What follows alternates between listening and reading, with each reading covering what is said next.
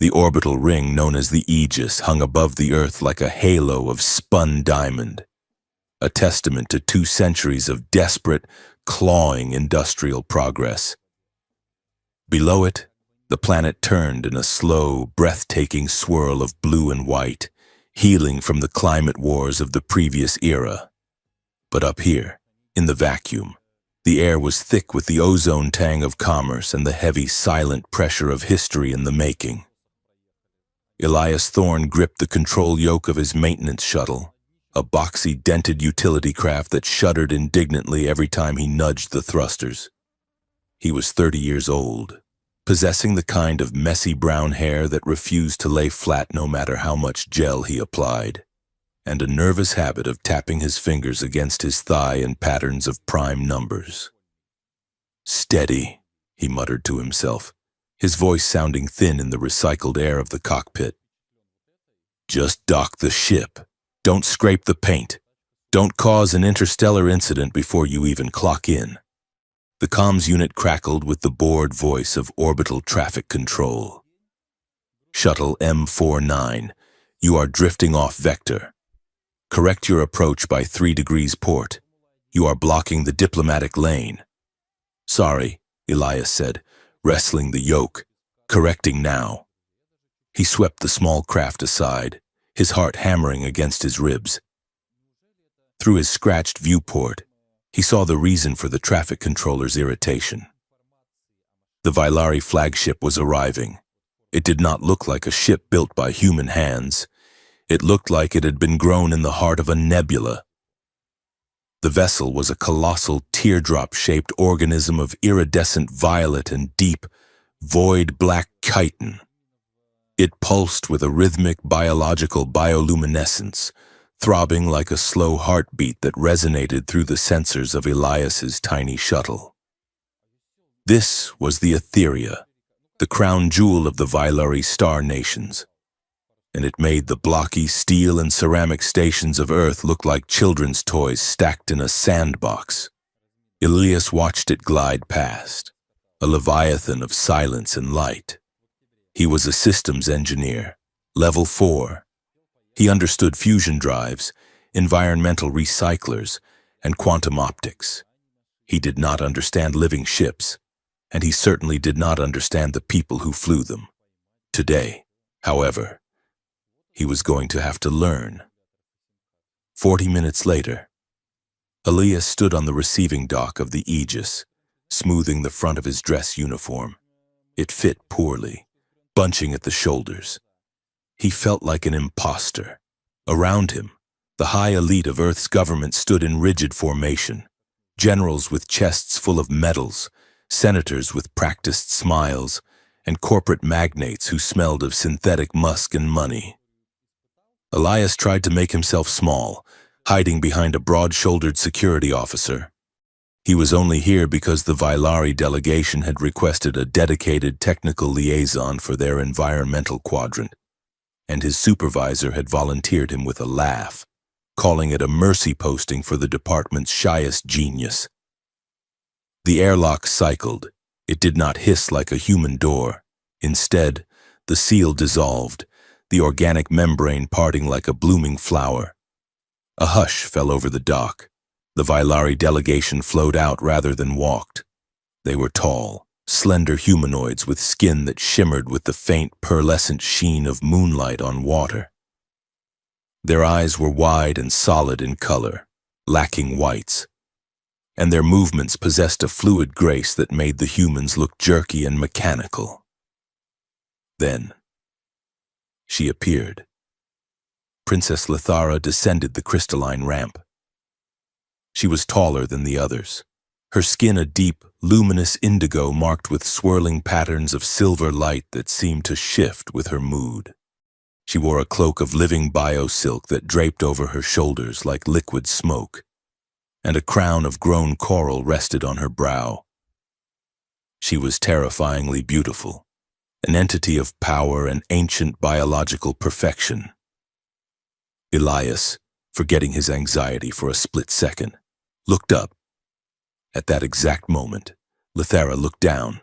Their eyes met across the crowded dock. The sensation was instantaneous and violent. It was not a spark. It was a physical blow, a sudden ringing harmonic resonance that slammed into the base of Elias's skull. The world tilted. For a microsecond, he heard a sound like a choir inhaling, and he felt a profound, aching sense of isolation that was not his own. He gasped, stumbling back half a step. The security officer in front of him shifted, blocking his view, but the damage was done. Elias looked at the floor, his face burning with a sudden intense heat. His heart was racing 100 miles an hour. Up on the ramp, Princess Lithera paused. Her solid silver eyes flared, the pupils dilating rapidly. She felt the echo too, a sharp, jagged static against the smooth hum of her own psychic shielding. It was raw and unpolished, but undeniable. She scanned the crowd, her gaze passing over the generals and the senators, seeking the source of that strange, fragile noise. Her eyes landed on the top of a messy brown head hiding behind a guard. A human, a small, unimportant human who seemed to be vibrating with terror. Curious, she thought, the word rippling through her mind like a stone dropped in a pond. The ceremony proceeded with agonizing slowness. Elias stood in the back, trying to control his breathing. He listened as the president of the Earth Alliance gave a speech about the dawn of a new era, about trade routes and technology sharing. He listened as the Vailari ambassador, a tall male with sharp features named Lord Valerius, responded in a voice that sounded like grinding stones. "We welcome this union," Lord Valerius said, his tone devoid of warmth. "The galaxy is a dangerous place. Weakness is culled. Alliances are the armor we wear against the void." Elias shivered. He caught snippets of whispered conversation from the aides standing near him. "She is the key," one aide whispered, "the princess. Her genetic distinctiveness is the only reason the high houses haven't torn each other apart. They say Lord Valerius wants her for himself." Another replied, "To consolidate the military fleets. If Earth doesn't secure a bond, we are just a colony in waiting." Elias tuned them out. Politics made his stomach hurt. He preferred machines. Machines either worked or they didn't. And when they didn't, they usually just needed a new capacitor, not a marriage treaty. When the speeches concluded, the crowd broke into applause. Elias checked his datapad. He had his orders. He was to report to the Etheria within the hour to begin the integration of human power conduits with the Vailari bioship's feeding nodes. He tapped his comms earpiece. "Jace? You there?" Jace's voice came through, clear and irreverent. "I see you, buddy. You looked like you were about to faint when the tall lady walked in. Breathe. It is just a job." "I am the guy who fixes toilets for space royalty," Elias whispered, navigating through the dispersing crowd. "That is my contribution to history." "Hey," Jace laughed, "royal toilets. That is high-security clearance plumbing. Don't sell yourself short. Just don't look them in the eye. I heard they can read your mind if you make eye contact for too long." Elias felt the heat rise in his neck again. Too late. Entering the Vailari ship was like walking into the belly of a sleeping whale. The corridors were warm and humid, smelling faintly of ozone and jasmine. The walls were not metal. They were a hard, chitinous material that felt slightly warm to the touch. Veins of bioluminescent fluid pulsed in rhythm with the ship's ambient thrum. Elias moved slowly, checking his schematic. The layout was confusing. There were no sharp angles, only organic curves and archways. He found the environmental control node on the third deck. It was a fleshy, pulsating panel set into the wall. He approached it tentatively, holding up his diagnostic scanner. "Okay," he muttered. "Let us see how you talk." He reached out to touch the interface panel, He expected a tactile click or a haptic buzz. Instead, as his fingers brushed the surface, the wall shuddered. A low, vibrating sound resonated through the corridor, a deep, rhythmic purr that sounded unmistakably like pleasure. Elias snatched his hand back as if he had been burned. Whoa! He tried again, tapping a different section.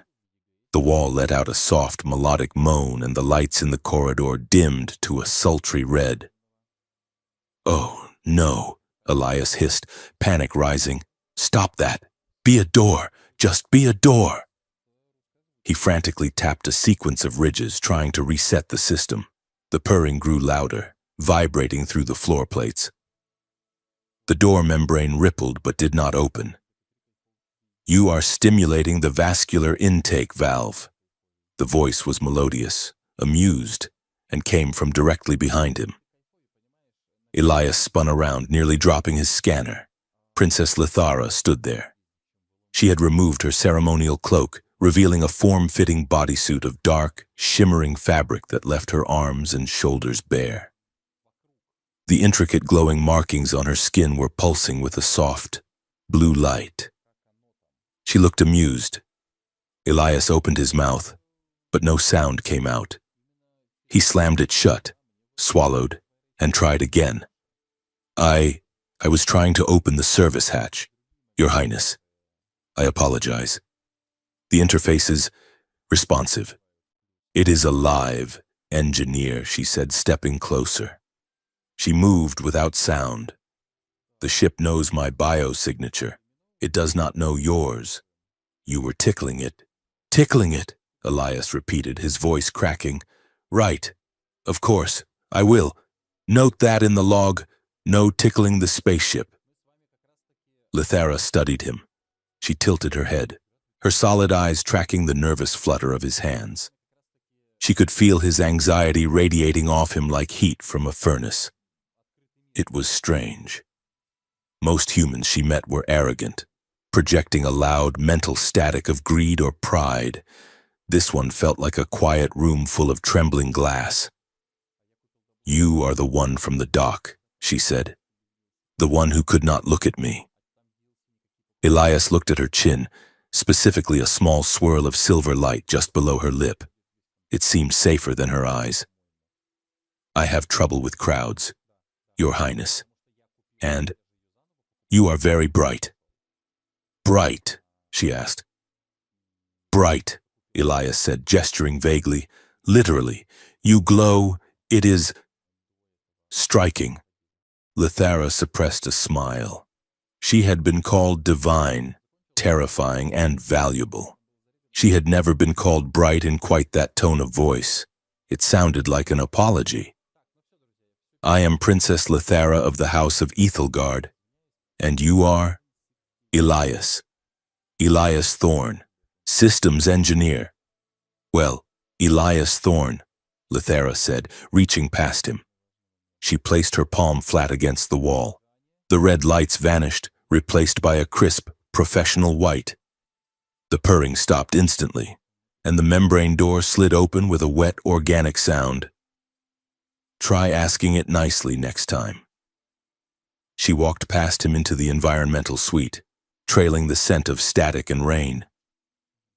Elias leaned against the wall, exhaling a breath he felt he had been holding for 20 minutes. "I am going to die here," he whispered to the ceiling. 2 hours later, the humor had faded. Elias was deep inside the access panel of Lithara's private quarters. The princess was present, sitting on a lounge chair formed from the living floor, reviewing holographic star charts. She had insisted on staying while he calibrated the gravity stabilizers, claiming she had nowhere else to be where she would not be stared at by politicians. Elias worked in silence, his hands steady despite his nerves. He was good at this. He connected his bypass unit to the ship's nervous system, translating the Vailari biosignals into digital code his tools could understand. "Everything looks nominal within the primary loop," Elias said, focusing on his screen. but there is a .2 variance in the gravity deck. I need to synchronize the human power coupling with your ship's biorhythm. It might cause a slight shudder." "Proceed," Lithara said, not looking up from her charts. Elias tapped the command. The reaction was not a slight shudder. A deafening boom rocked the entire station. The lights in the suite flared blindingly white, then plunged into darkness. The gravity generator groaned, a sound like tearing metal, and then failed completely. Elias was thrown upward as weightlessness took hold. His tools floated around him like a cloud of silver insects. "Lithara!" he shouted, forgetting protocol. The princess had been thrown from her chair. She was drifting toward the ceiling, her bioluminescence flaring erratic red in surprise. Then, just as quickly as it had vanished, the gravity slammed back on, but at double the standard weight. Elias crashed to the floor. The wind knocked out of him. Above him, a heavy crystalline sculpture broke free from its mount and plummeted. "Look out!" He lunged, scrambling on his hands and knees, fighting the crushing weight. He tackled Lithara just as the crystal shattered exactly where she had been.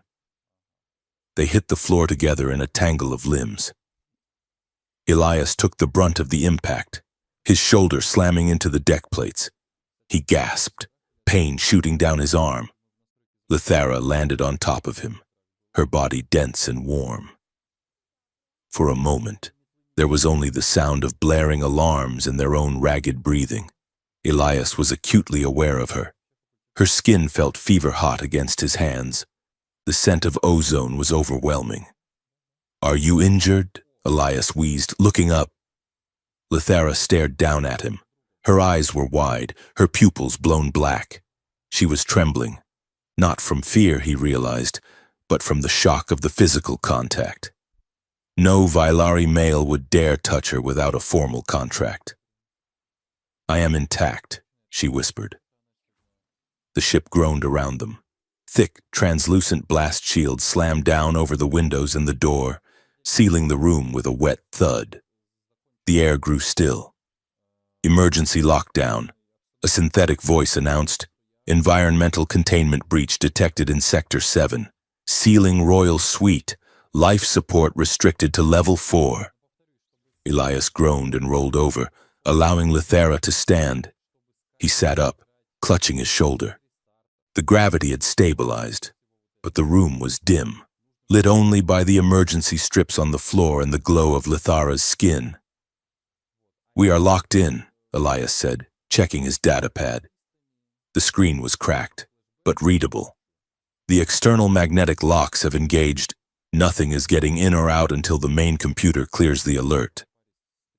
Lithara stood up, brushing glass dust from her biosuit.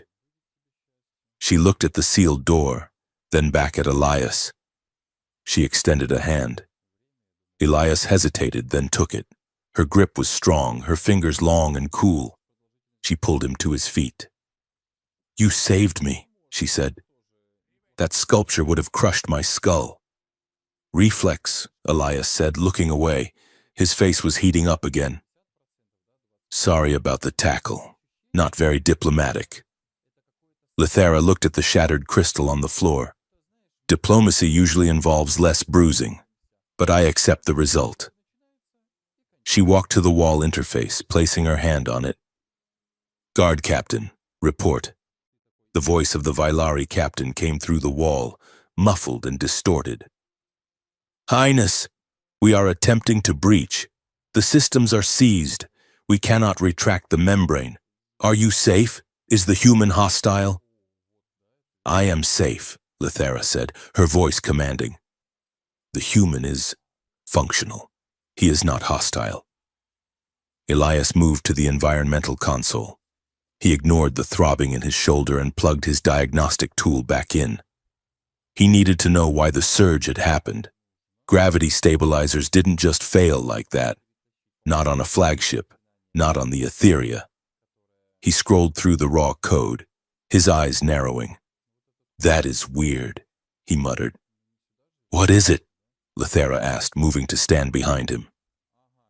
She was close enough that he could feel the radiant warmth of her body. Elias pointed at a stream of scrolling data. Look at this timestamp. The surge didn't originate from the integration node.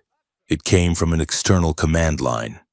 Someone sent a packet of data that told the gravity generator to invert its polarity for 3 seconds. An accident? Lithara asked. Elias shook his head. No. This line here? He highlighted a string of complex Vailari syntax mixed with human binary. That is a loop command. It was written to hide itself. This wasn't a glitch, Your Highness. It was a sabotaged instruction. Silence stretched between them in the dim room. The air was getting thinner as the recyclers wound down to conserve power. Sabotage, Lithara said softly. To what end? To kill me? Maybe, Elias said. Or maybe just to trap you. If that crystal had hit you, I would be in the medical bay, unconscious. Lithara finished, vulnerable. And my council would have declared Earth unsafe and moved me to a secure military frigate. She turned away, pacing the small space of the room. Her light was shifting from calm blue to an agitated violet. Elias watched her. He saw the tension in her shoulders, the way her hands curled into fists. He felt that strange echo again, a ghost of sensation at the back of his neck. He felt her fear. It wasn't the fear of death. It was the fear of being used. Captain, Lithara said to the wall. Highness, we have cutting lasers, the captain shouted. We will breach in 5 minutes. No, Lithara said sharply. Stand down. There was a stunned silence on the other end. Stand down? Highness, you are trapped with an Earth technician. Protocol dictates that you do not cut through a pressurized blast membrane and suck the atmosphere out of my room. Lithara snapped. The system is unstable. Any aggressive energy discharge could trigger a secondary explosion. Do you want to blow me out into the void? No, Highness, the captain stammered. But, secure the perimeter, Lithara ordered. Let the engineers on the outside work the problem. I am safe. I will wait. She pulled her hand from the wall, severing the connection. Elias stared at her. You just lied to them. I embellished. She corrected. She turned to face him. The violet hue of her skin faded, returning to a soft, pulsating indigo. The room was very quiet now. The hum of the ship had dropped to a whisper.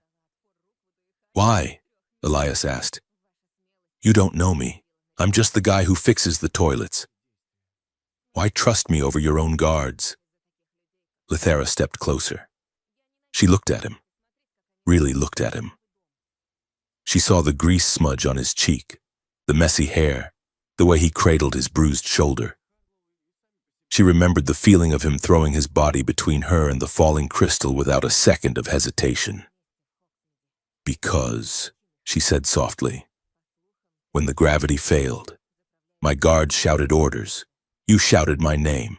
And when we hit the floor, you took the impact. She tapped her temple. And because my people are loud, Elias, their minds are full of ambition and noise.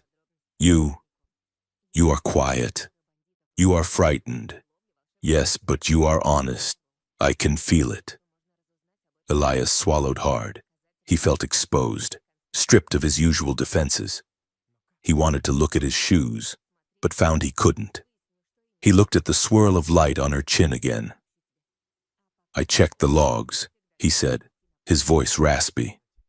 Whoever wrote that code, it had high-level clearance. It had to be someone who knew the ship. If you open that door, you might be letting the person who did this walk right in. Lithara nodded slowly. Exactly. So, until we know who tried to crush me, I prefer the company of the plumber. She sat down on the floor, leaning back against the bioluminescent wall. She gestured to the space beside her. Sit. Elias. The air is thinning. Moving around wastes oxygen.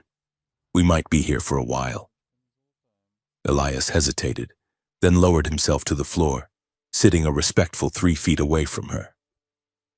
The light in the room was low and intimate, the kind of lighting reserved for secrets. He looked at the alien princess, a being who could sway the fate of star systems, sitting on the floor in the dark. "So," he said, trying to stop his hands from shaking. Do you come here often?" Lithera let out a laugh, a sound like silver bells in the quiet room. "No," she said, her eyes dancing with sudden mirth. "But the service is terrible. I hear the maintenance man tickles the doors." Elias groaned and put his face in his hands. "I am never going to live that down." "No," Lithera said, and for the first time her voice was warm, lacking the regal edge. "You certainly will not." As they sat there in the flickering dark, the station outside scrambling in chaos, Elias felt the echo again. But this time, it wasn't a shock. It was a hum, a steady, quiet resonance that felt terrifyingly like a connection. The air in the sealed bio-suite had grown heavy and warm, tasting of recycled ozone and the faint, sweet musk of the bioship's nervous system. 3 hours had passed since the blast doors slammed shut, sealing Elias Thorne and Princess Lithara in a space designed for meditation and sleep, not for waiting out a potential assassination attempt. The emergency lighting had settled into a low, amber thrum, casting long, fluid shadows against the curved walls. The ship was trying to be soothing, sensing the stress of its occupants. But to Elias, the dimness only made the situation feel more surreal. He sat on the floor, his back against a panel of warm, yielding chitin, his legs drawn up to his chest. His diagnostic pad sat on his knee, the screen glowing with a steady stream of static data. Lithara paced. She moved like liquid, her bare feet making no sound on the organic floor. The bioluminescent markings on her skin, which Elias had learned were a direct reflection of her emotional state, were currently a slow, rhythmic pulse of thoughtful indigo. Elias watched her out of the corner of his eye. He was trying very hard not to stare, but it was impossible. In the low light, she was the only real source of illumination. She was a living constellation. Lithera stopped pacing. She turned her head, her solid, starry eyes locking onto him with unnerving precision. "You are doing it again," she said. Her voice was soft, but it carried effortlessly in the quiet room. "Doing what, Your Highness?" Elias asked, his voice cracking slightly. "Regulating your breathing, manually lowering your cortisol levels." Elias blinked. "Is it that obvious? Your species is very loud, biologically speaking," Lithera said. She walked over to where he sat and lowered herself to the floor, crossing her legs with a grace that made Elias feel like a clumsy bag of elbows. "When you first saw me on the ramp, your heart rate did not just elevate. It spiked to 140 beats per minute. It was a violence within your chest." Elias felt the heat rush up his neck, a sensation he was becoming painfully familiar with.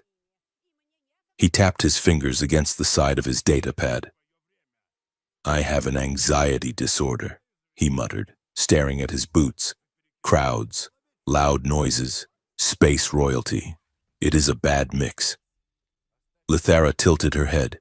The indigo light on her collarbone swirled into a lighter shade of violet. "Is that all it was?" she asked. "Fear?" Elias looked up. He caught her gaze, and for a second, he didn't look away. The air between them felt charged, thick with static electricity. "No," he admitted. "It wasn't just fear." "Then what?" Lithera asked. She leaned forward slightly, genuinely curious. Most people who looked at her saw a political asset, a deity, or a weapon. She wanted to know what this man, who fixed wires and apologized to doors, had seen. Elias swallowed. He felt like he was standing on the edge of a cliff. You are overwhelmingly beautiful, he said. The words tumbled out before he could filter them. It is not just the glowing, it is the presence. It is like looking at a supernova. You know you shouldn't stare because it will burn your retinas, but you can't help it because it is the most magnificent thing in the sky. Silence hung in the room for 5 long seconds. Elias squeezed his eyes shut. Oh God, I am sorry. That was inappropriate. I am the technical liaison. I am talking about your retinas. I should stop talking. Lithera let out a breath, and the sound was almost a laugh. Overwhelmingly beautiful, she repeated. She sounded thoughtful, testing the weight of the words. Most diplomats tell me I am radiant, or impressive. They use words that describe a statue. You make me sound like a catastrophic event. I meant it as a compliment, Elias mumbled. I know, she said, and I accept it. She shifted, settling more comfortably against the wall. The tension in the room broke, replaced by something softer, something tentative. So, Lithera said, a playful lilt entering her voice. Is this typical behavior for human males? To have their hearts nearly explode upon sighting a potential mate, only to retreat into silence? Elias laughed, a dry, self-deprecating sound. I am hardly a representative sample, Your Highness. I am what we call socially dormant. I am terrible with people, especially people who glow. But you have mates? Lithera asked. Partners? Elias shook his head. No, not currently. Why not? You are intelligent. You are brave. Despite your protests, you have nice hands. Elias looked at his hands.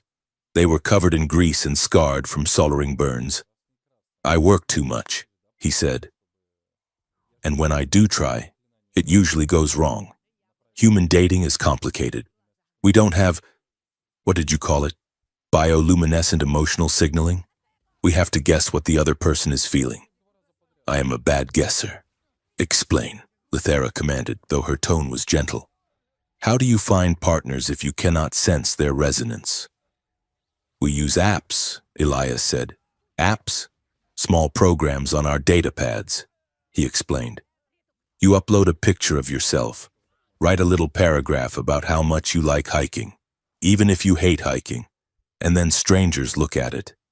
If they like your face, they swipe their finger to the right. If they don't, they swipe left.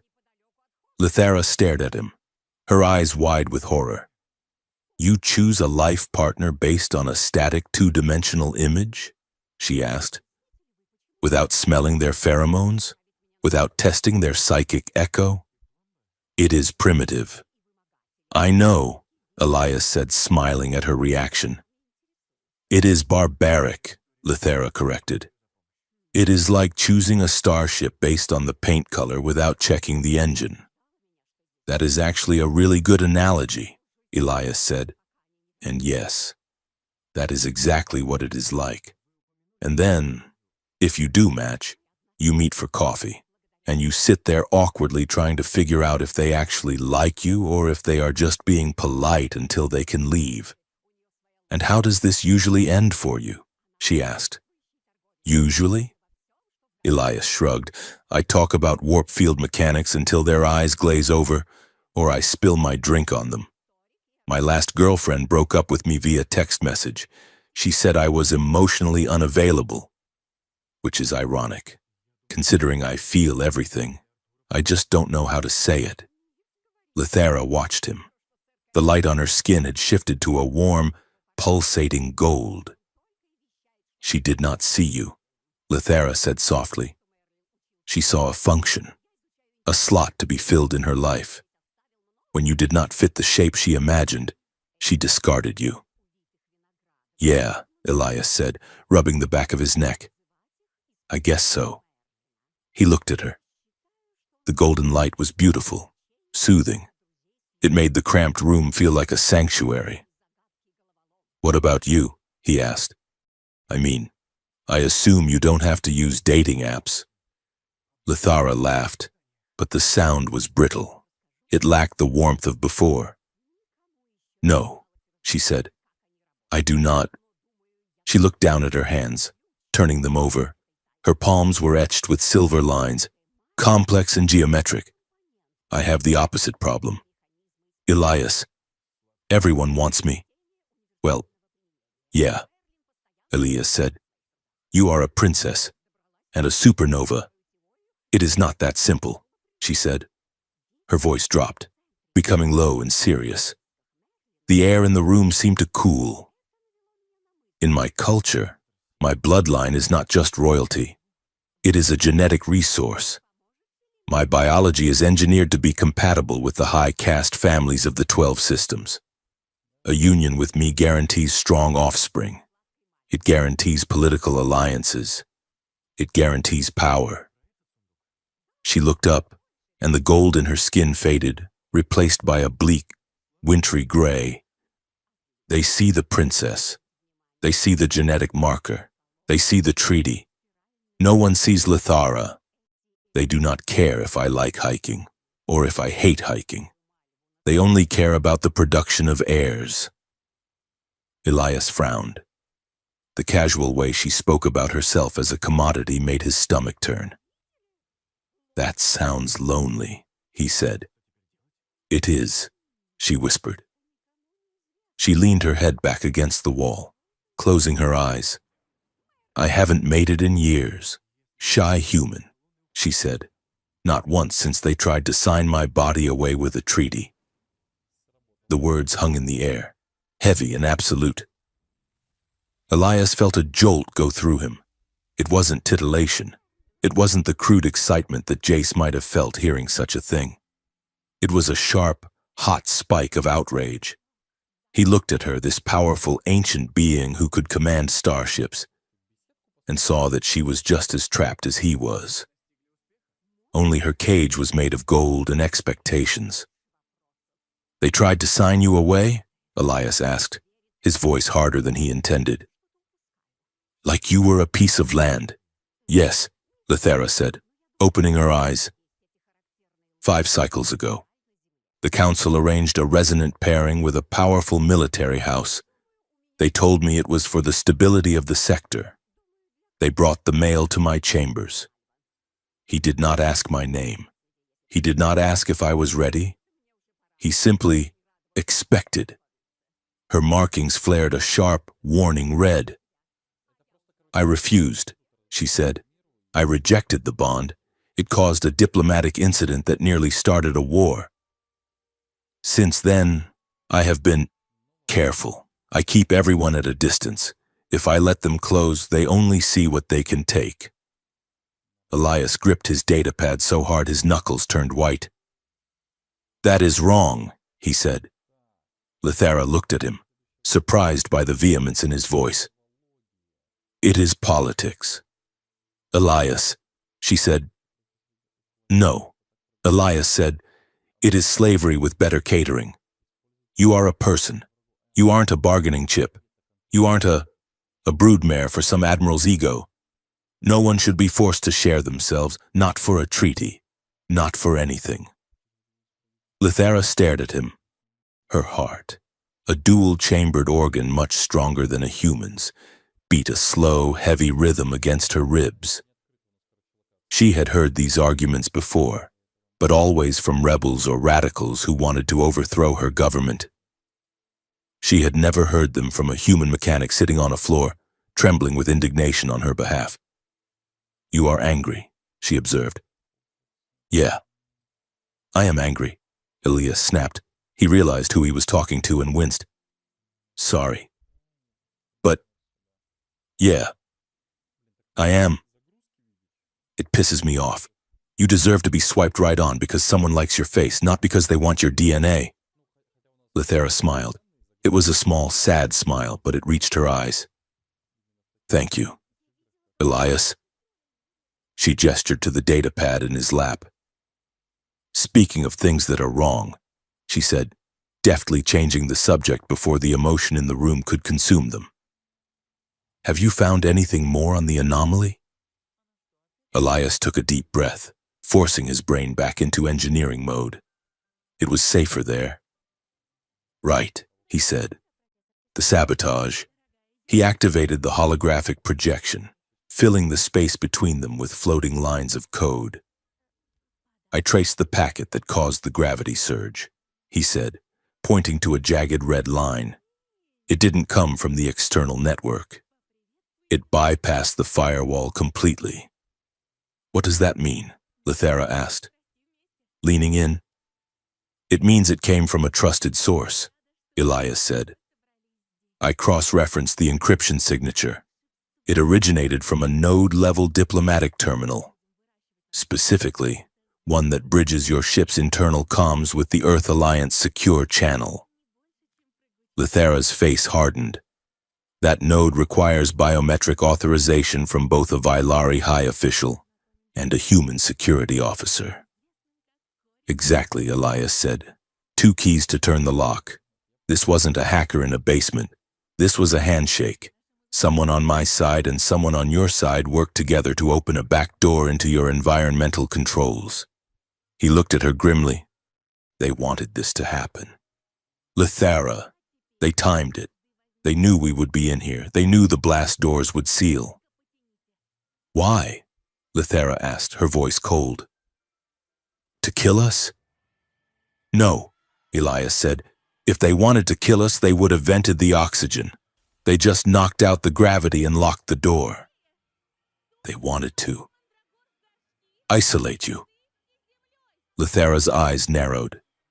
To make me vulnerable, she realized. To create a crisis where I am cut off from my guard. She looked at the ceiling, as if she could see through the hull to the ships docked outside. There is a faction, she said quietly. The traditionalists.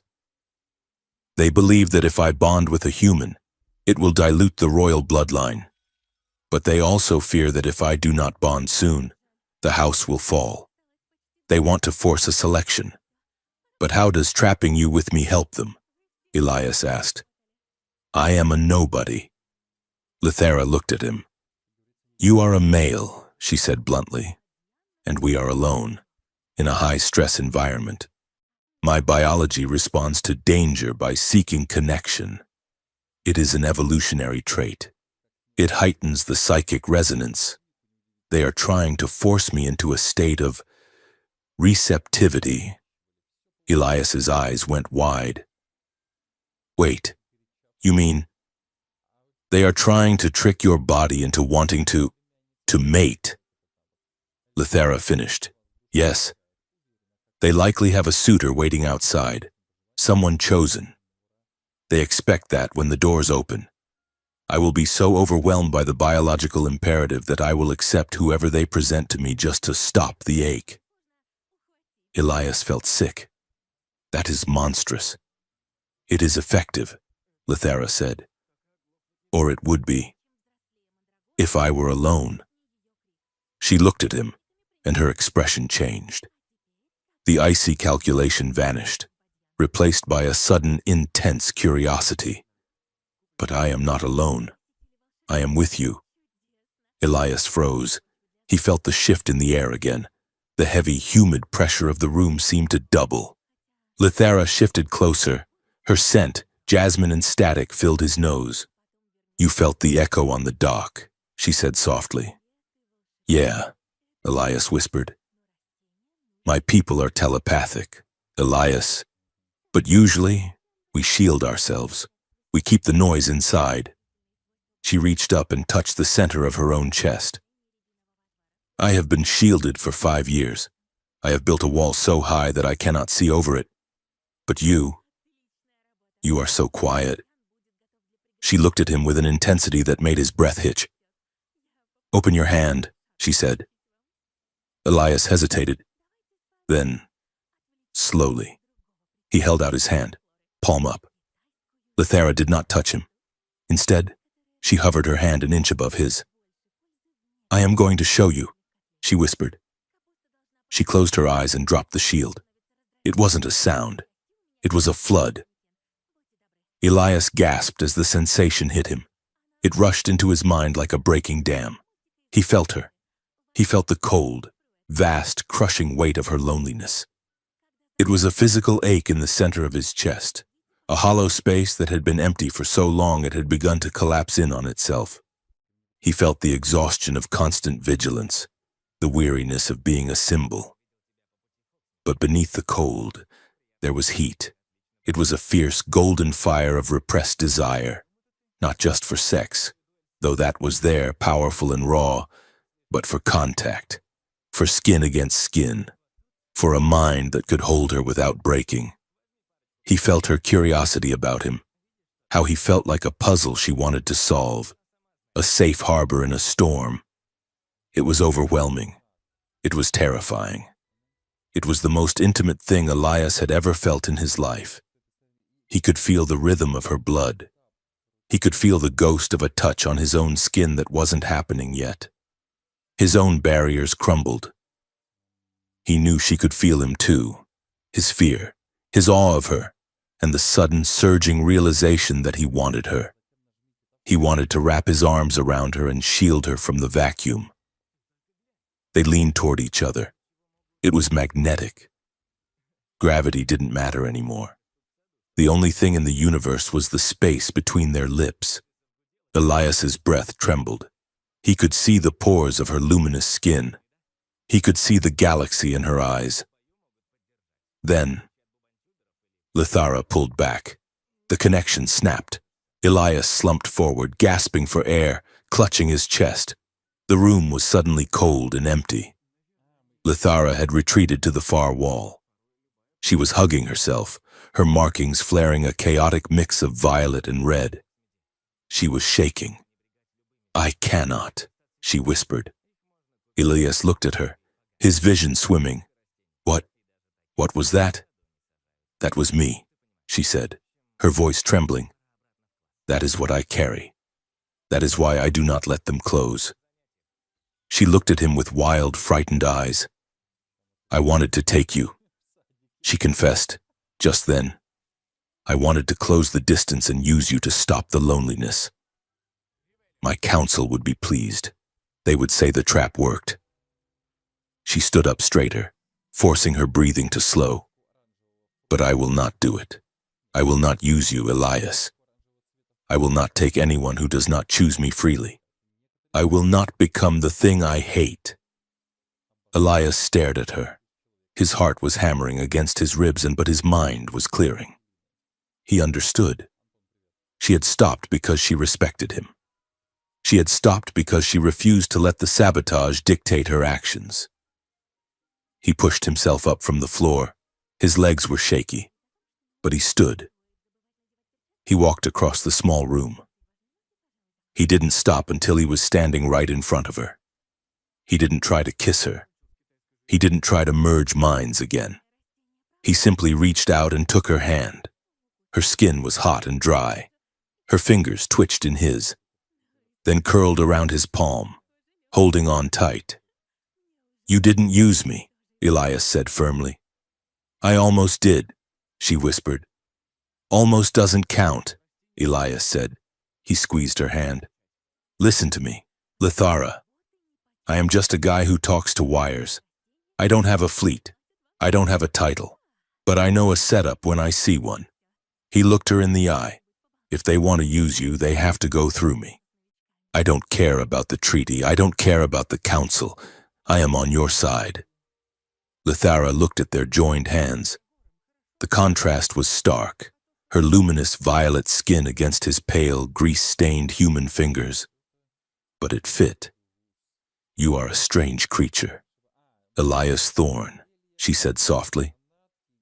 "You are afraid of everything, yet you run toward the fire, only because you are standing in it," he said, outside the sealed suite, across the vast emptiness of the orbital ring. The game was being played in shadows. In a dimly lit observation deck on the human side of the station, a man in a tailored gray suit stood watching the Etheria. He tapped an earpiece. "Status?" A distorted voice replied. The suite is still sealed. The biological catalyst has been deployed. We are accelerating the timeline. Good, the man said. And the princess? Silence on the sensors. No distress call. She is likely incapacitated or distracted. On the Vailari ship, deep in the lower decks, a hooded figure moved through the steam of the engine room. They paused at a console, their long fingers dancing over the controls. The human is the variable. The figure hissed into a recorder. He was not part of the projection. It does not matter, a voice replied from the device. If he is male, he will suffice. The princess needs a sire. The provenance is irrelevant. Isolate them for another hour, then release the lock. Biology will do the rest. Back in the suite, the lights suddenly flickered up to full brightness. The red emergency strip turned green. The hiss of depressurizing hydraulics filled the room. The lockdown is lifting, Elias said, checking the door panel.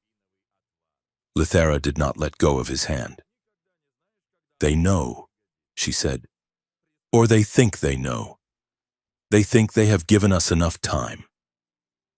Elias looked at the door. He felt different than he had 3 hours ago. He was still terrified, yes. But he was also furious. And for the first time in his life, he felt like he was exactly where he was supposed to be. Let them think what they want, Elias said. We are walking out of here, together. Lithera looked at him. The indigo light on her skin pulsed with a steady, warm rhythm. Together, she agreed. The blast doors slid open. The corridor outside was crowded with guards, engineers, and diplomats. They looked anxious, expectant. They looked ready to manage a disaster or celebrate a scandal. What they saw was the alien princess and the human engineer walking out side by side. They were not disheveled. They were not panicked. They were talking. So, about this pizza, Lithera was saying, her voice perfectly calm. You claim it is a flatbread, yet it carries the structural load of a casserole? It is complex, Elias replied, ignoring the stunned faces of the admirals. I will draw you a diagram. As they passed the threshold, Elias felt Lithara's fingers brush against his one last time. A secret, electric promise, before she stepped forward to address her people. Her head held high, her eyes burning with a fire that had nothing to do with surrender. The morning shift on the Aegis began not with the usual chaotic symphony of docking clamps and trade negotiations, but with a silence that felt heavy enough to bruise. The station had returned to operations, yet the air tasted of ozone and suspicion. Security drones, sleek and faceless, hovered in the corridors like angry wasps, their sensors sweeping every technician who dared to carry a wrench. Elias Thorne kept his head down as he navigated the main concourse. He felt eyes on him, not the curious, heated gaze of an alien princess, but the cold, calculating stares of human intelligence officers. Thorne. The voice was sharp, cutting through the ambient hum of the ventilation. Elias stopped and turned to face Director Holloway, his supervisor. Holloway was a man who looked like he had been pressed out of steel, rigid and unyielding. Sir, Elias said, clutching his datapad to his chest like a shield. Walk with me, Holloway commanded. It was not a request. They fell into step along the transparent aluminum walkway that overlooked the Earth. The planet below was a swirl of innocent blue, oblivious to the tension tightening like a noose in the vacuum above. You did good work yesterday, Holloway said, his voice devoid of praise. Containing the environmental breach, the Vailari delegation is grateful. I was just doing my job, sir. Exactly, Holloway said, stopping abruptly. You did your job, and that is where your involvement ends. I have seen the logs. Elias, you spent 3 hours locked in a room with a strategic asset. Elias bristled. She is a person, sir. Her name is Lithara. She is a treaty-class entity, Holloway corrected, his eyes hard. Listen to me closely. There are currents moving through this station that are strong enough to crush a level 4 systems engineer. Do not mistake a moment of shared trauma for a friendship. Do not mistake a diplomatic nicety for an invitation. I don't understand, Elias said, though he was beginning to. You are being reassigned to the secondary sanitation grid for the duration of the summit, Holloway said. Far away from the VIP sector, stay in the maintenance shafts, fix the pipes, leave the politics to the people who are paid to lie. Do I make myself clear? Elias looked at his supervisor. He saw the sweat beading on Holloway's upper lip. Holloway wasn't just being a bureaucrat, he was afraid. Crystal clear, sir. Elias lied. 6 hours later, Elias was absolutely not in the secondary sanitation grid. He was wedged into a cramped crawl space in the technical gallery high above the grand observation dome, peering through a ventilation grate. Below him, the summit's gala banquet was in full swing, a kaleidoscope of wealth and power that made his eyes ache. The dome was a masterpiece of engineering, a blister of glass seemingly hanging in the void. Inside, tables of floating obsidian were laden with delicacies from 12 worlds. The air shimmered with holographic banners, and there she was. Lithara had shed the soft, flowing bio-silk of the previous day. Tonight, she wore ceremonial armor. It was not metal, but a hardened, opalescent carapace that hugged her form, sculpted from the same living crystal as her ship. It glowed with a fierce, regal white light. She did not look like a diplomat. She looked like a warrior queen preparing for a siege. Flanking her was a Vailari male Elias had not seen before. He was massive, his shoulders broad enough to block a hallway, his skin a deep, bruised purple. This was Lord Kalen, the scion of the high military house. Elias adjusted his optical scope, zooming in. Kalen moved with a predatory grace, keeping a hand constantly near Lithara's elbow, a gesture that looked possessive rather than protective. Lithara's markings, usually so expressive, were dimmed to a flat, guarded gray. She looked exhausted. The music shifted, a rhythmic thrumming of bass and chimes signaling the start of the resonance dance.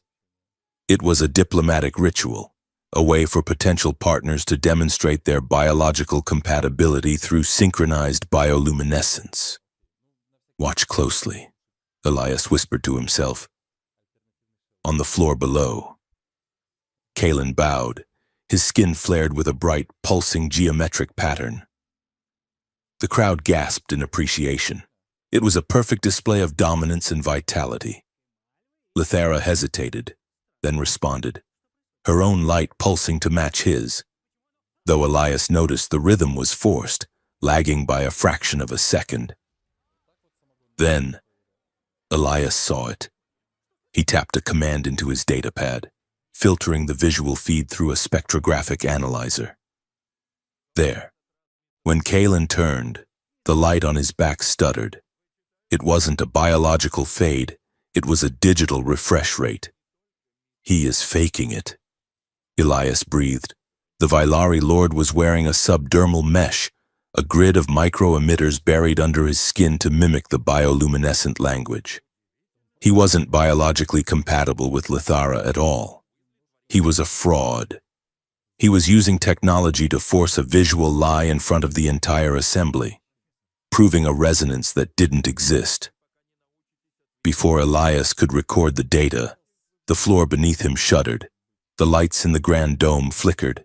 The artificial gravity, usually a constant 1.0, lurched sideways. Down on the floor, screams erupted as wine glasses shattered and dignitaries stumbled. Alert, the station AI's voice boomed, calm and terrifying. Gravimetric shear detected in the primary strut. Structural integrity compromising. Initiating emergency protocol Delta. Elias checked his pad. The readings were nonsense.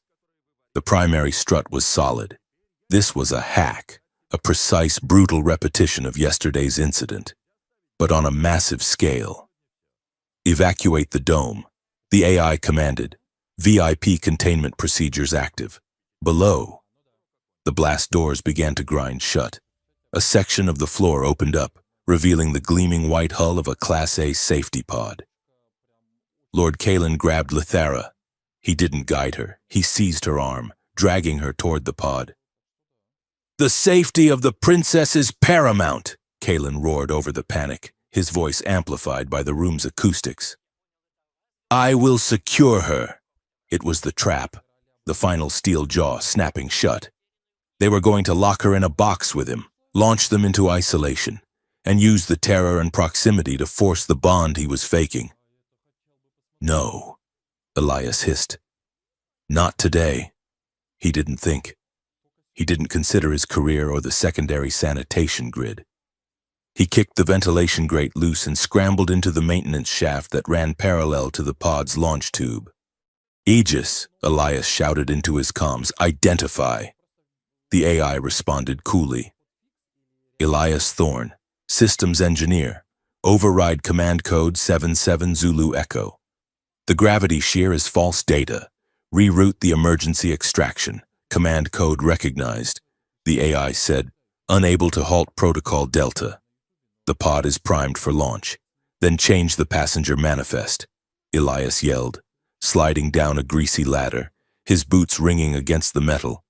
He was moving fast, reckless, skinning his elbows against the conduit pipes. Unable to comply, manual override required at the injection port. Elias hit the bottom of the shaft and sprinted toward the service hatch. He could hear the chaos on the other side of the wall, the shouting, the grinding gears of the pod mechanism. "Open the hatch. Aegis. Safety violation.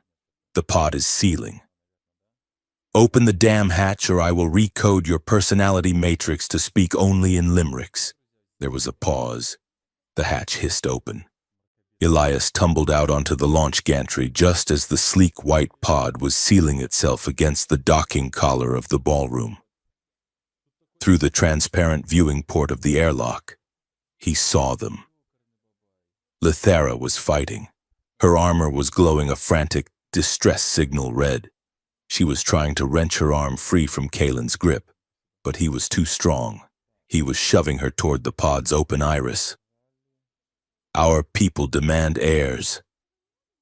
"Lithara," Kalen snarled, his voice muffled by the glass, "submit to the inevitable."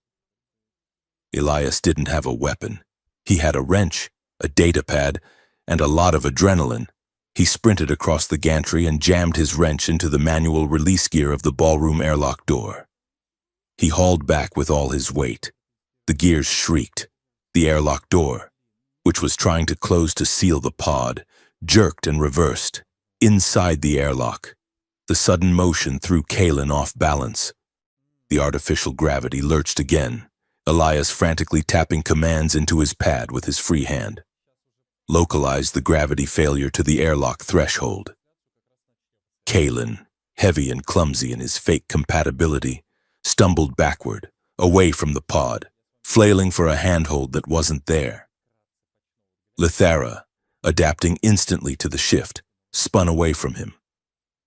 She looked up and saw Elias standing in the maintenance access, wild-eyed and panting. "Jump!" Elias screamed. Lithara didn't hesitate. She threw herself forward, diving through the pod's iris. Kalen roared and lunged for her ankle, but Elias slammed his fist onto the external launch button.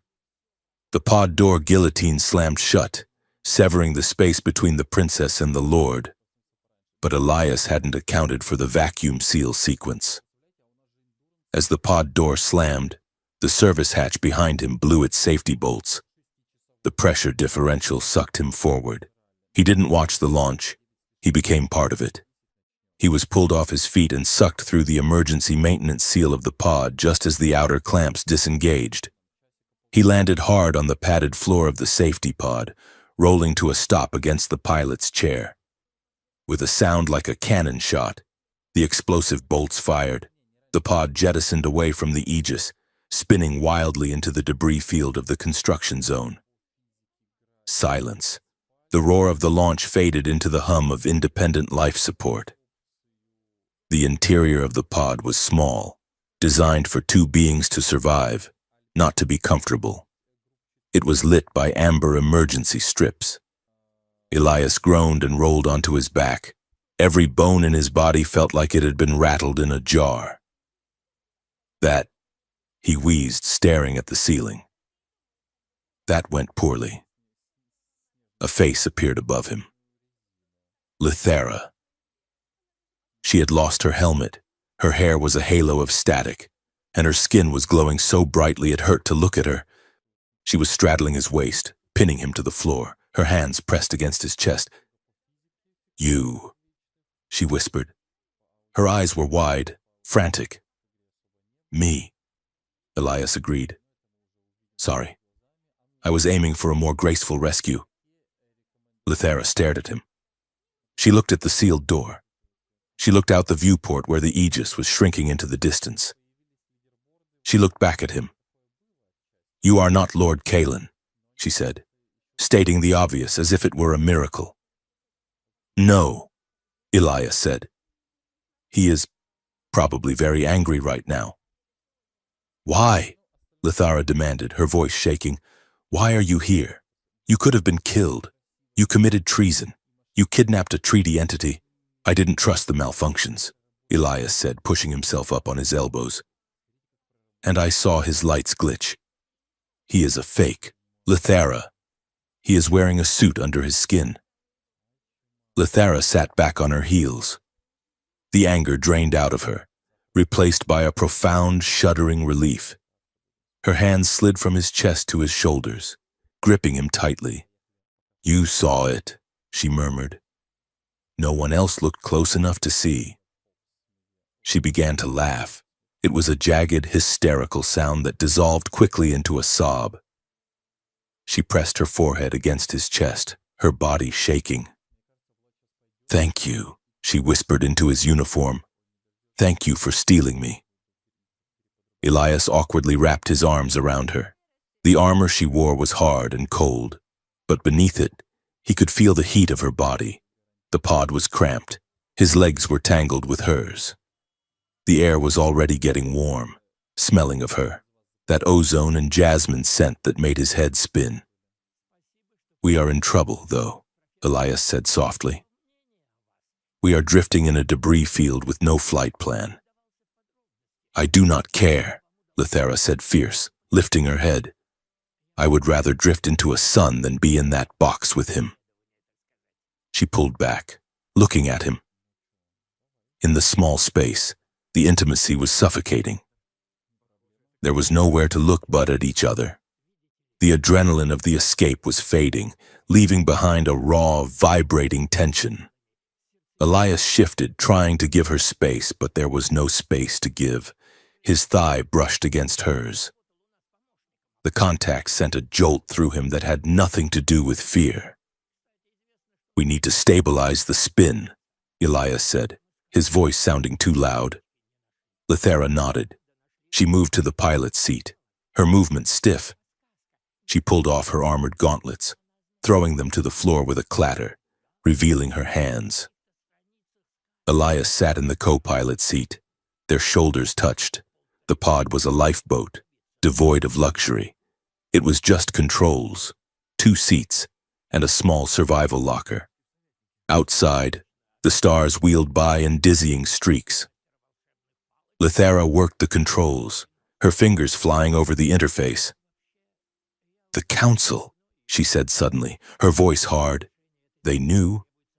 About Kalen, about everything." She turned to him. The glow of the console underlit her face, making her look dangerous.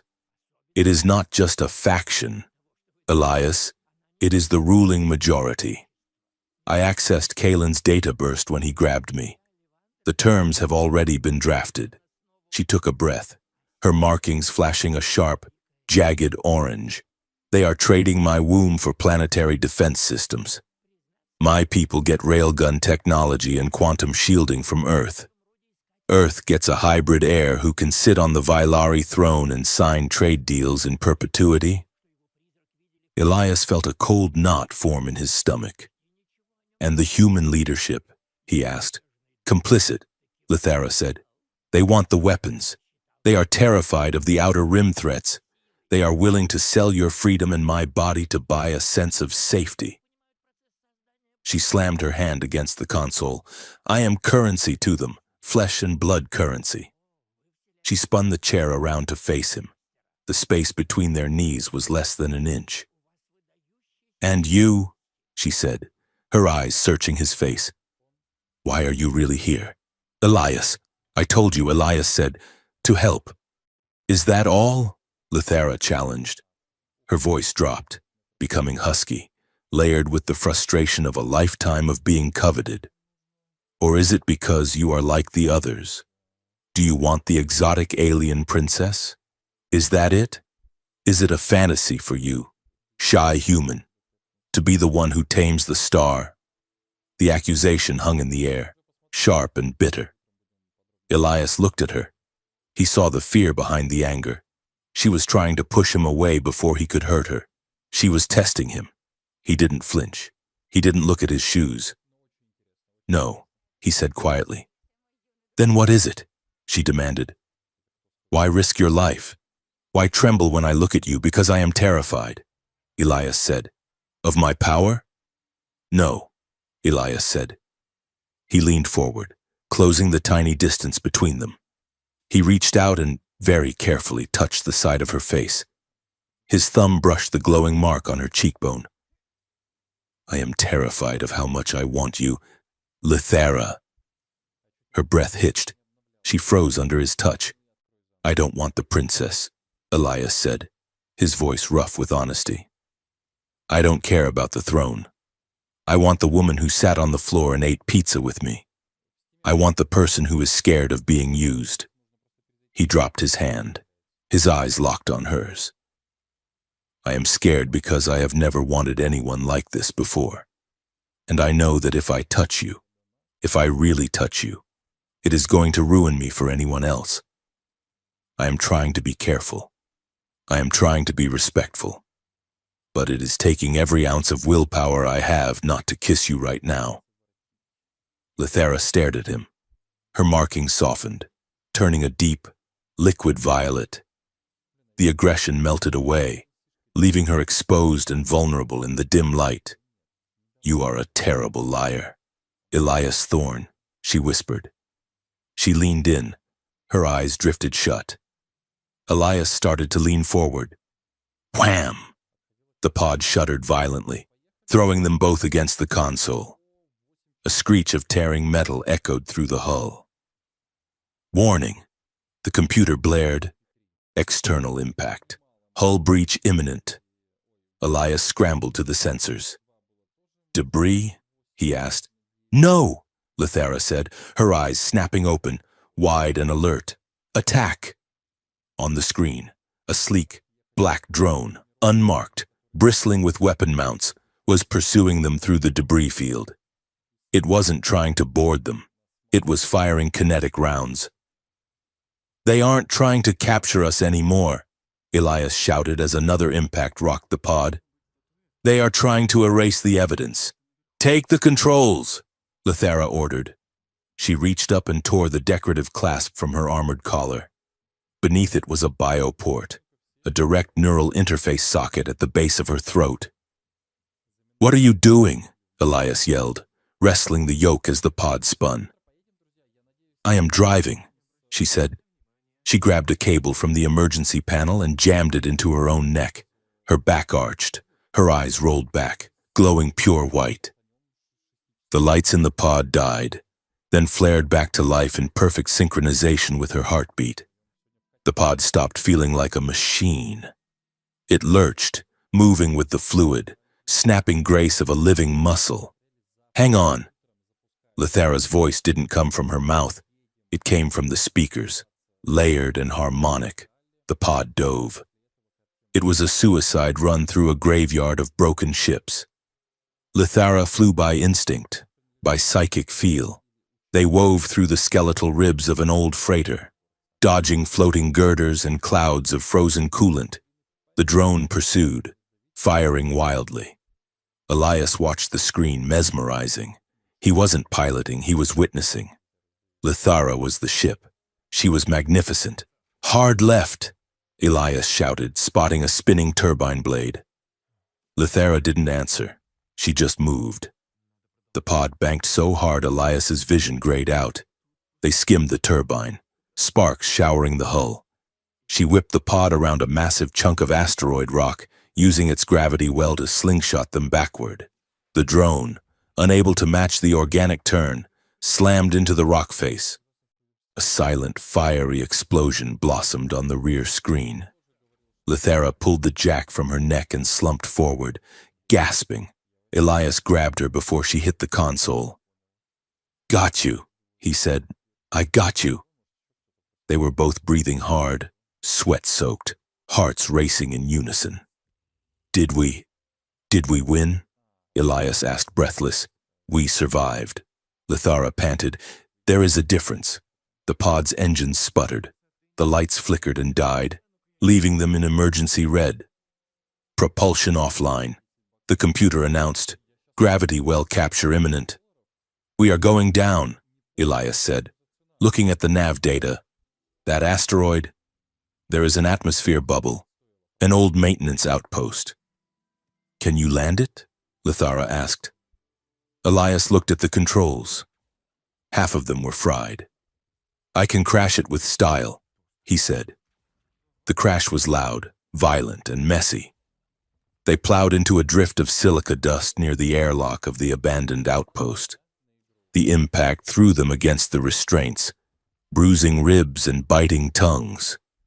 When the dust settled, the silence was absolute. Elias popped the hatch. The air was thin and freezing, smelling of stale dust and rust.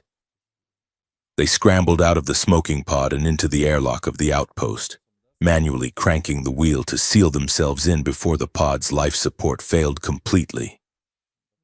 The outpost was a tomb. It was a single room carved into the rock, cluttered with abandoned mining gear and powered by a dying fusion cell. The temperature was dropping fast. Elias found a pile of thermal blankets and a couple of chemical heat packs. He cracked them, the sudden warmth feeling like a miracle.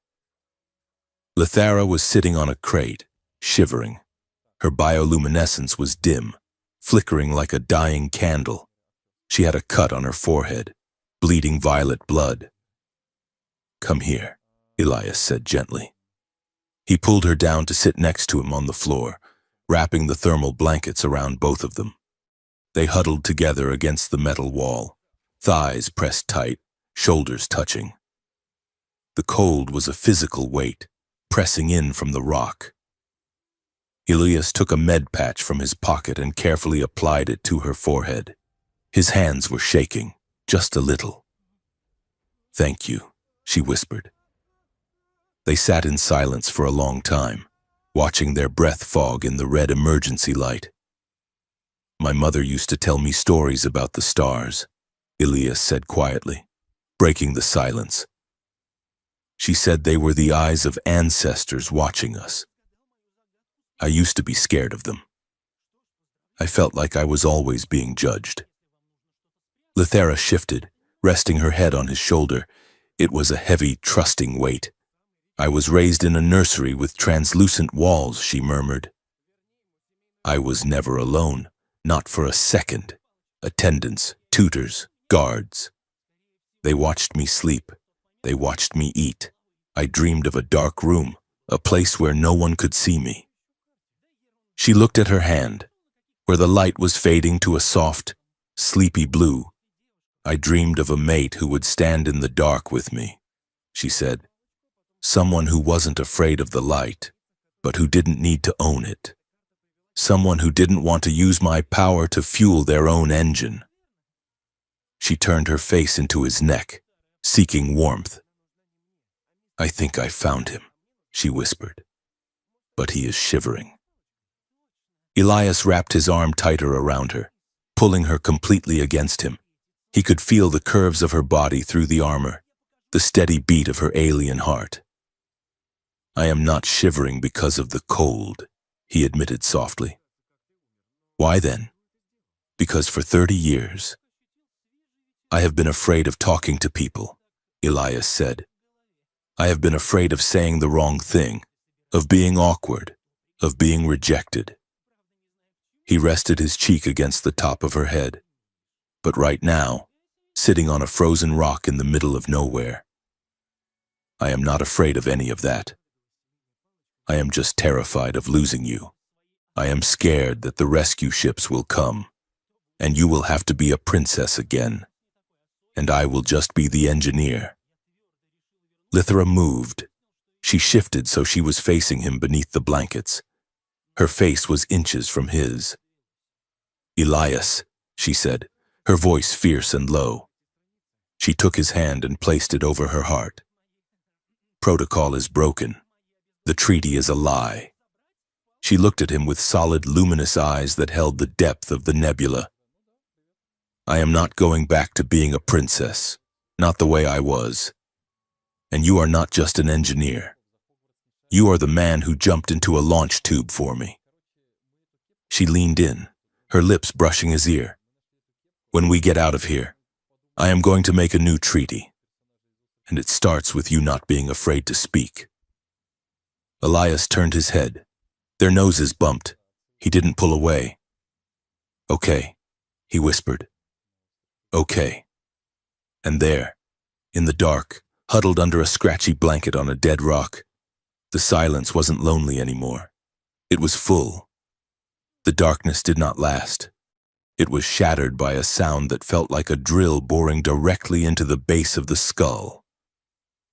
Elias jolted awake, gasping as his lungs pulled at air that felt thin and metallic. The red emergency lighting of the outpost was pulsing in time with the screeching alarm, creating a strobe effect that turned the cramped room into a disorienting nightmare. "Oxygen reserves at 15%, a mechanical voice droned from the console. "Power cell critical, thermal regulation failing." Elias scrambled up, his boots slipping on the frosty metal deck beside him. Lithara was already moving, her movements fluid even in the chaos. She had shed the heavy, damaged carapace of her ceremonial armor, leaving her in the dark, form-fitting bodysuit beneath. Her skin was glowing a frantic, sharp yellow, cutting through the gloom. "We are losing the environmental seal," Elias shouted over the klaxon. He lunged for the main diagnostic panel. The screen was a spiderweb of cracks, but the readout was clear enough. The crash landing had fractured the outpost's ancient hull. They were leaking atmosphere into the void. "Lithara." "I need you on the bioregulator," Elias yelled, pointing to a pulsating, fungal-looking mass on the far wall that had clearly been retrofitted into the human station decades ago. "It is dormant. Wake it up, I am trying," she called back. Her voice was steady, but tight with strain. Elias grabbed a heavy hydro spanner from a rusted toolbox and threw himself under the main console. He was in his element now. Panic was a luxury he could not afford. There were circuits to bypass. He ripped open a panel, coughing in the freezing dust. The wiring was a mess of copper and optical fiber, chewed by time and neglect. He jammed the spanner into the manual override gear, gritting his teeth. "Come on," he growled, slamming his shoulder against the metal. "Close the valve. Close the damn valve." Across the room. Lithara stood before the bioregulator. It was a withered mass of gray tissue, a piece of Vylari technology that had been left to starve. She placed both hands deep into its sensory folds. "Wake up," she whispered, her voice resonating with a harmonic frequency that made Elias's teeth vibrate. "We breathe. So you must breathe." She closed her eyes, pushing a pulse of pure, desperate energy into the dead tissue. under the console. Elias slipped, his knuckles smashed against a jagged strut, tearing skin. He swore loudly, a string of colorful engineering profanity, and kicked the valve with his boot. "Percussive maintenance," he shouted. With a groan of tortured metal, the valve slammed shut. The hissing sound of escaping air silenced instantly. "Got it!" Elias yelled, rolling out from under the desk. At the same moment, the gray mass under Lithara's hands shuddered. It bloomed, turning a rich, healthy violet. A fresh breeze, smelling of wet earth and ozone, flooded the stale room. The alarm cut out. Elias lay on his back on the floor, chest heaving. Lithara slumped against the wall, her glow fading to a weary, soft blue. They looked at each other across the room. Elias was covered in grease and dust. Lithara had a streak of blue coolant across her cheek. "We are alive," Elias wheezed. "For now," Lithara said. She looked at the bioregulator, which was now pulsing contentedly.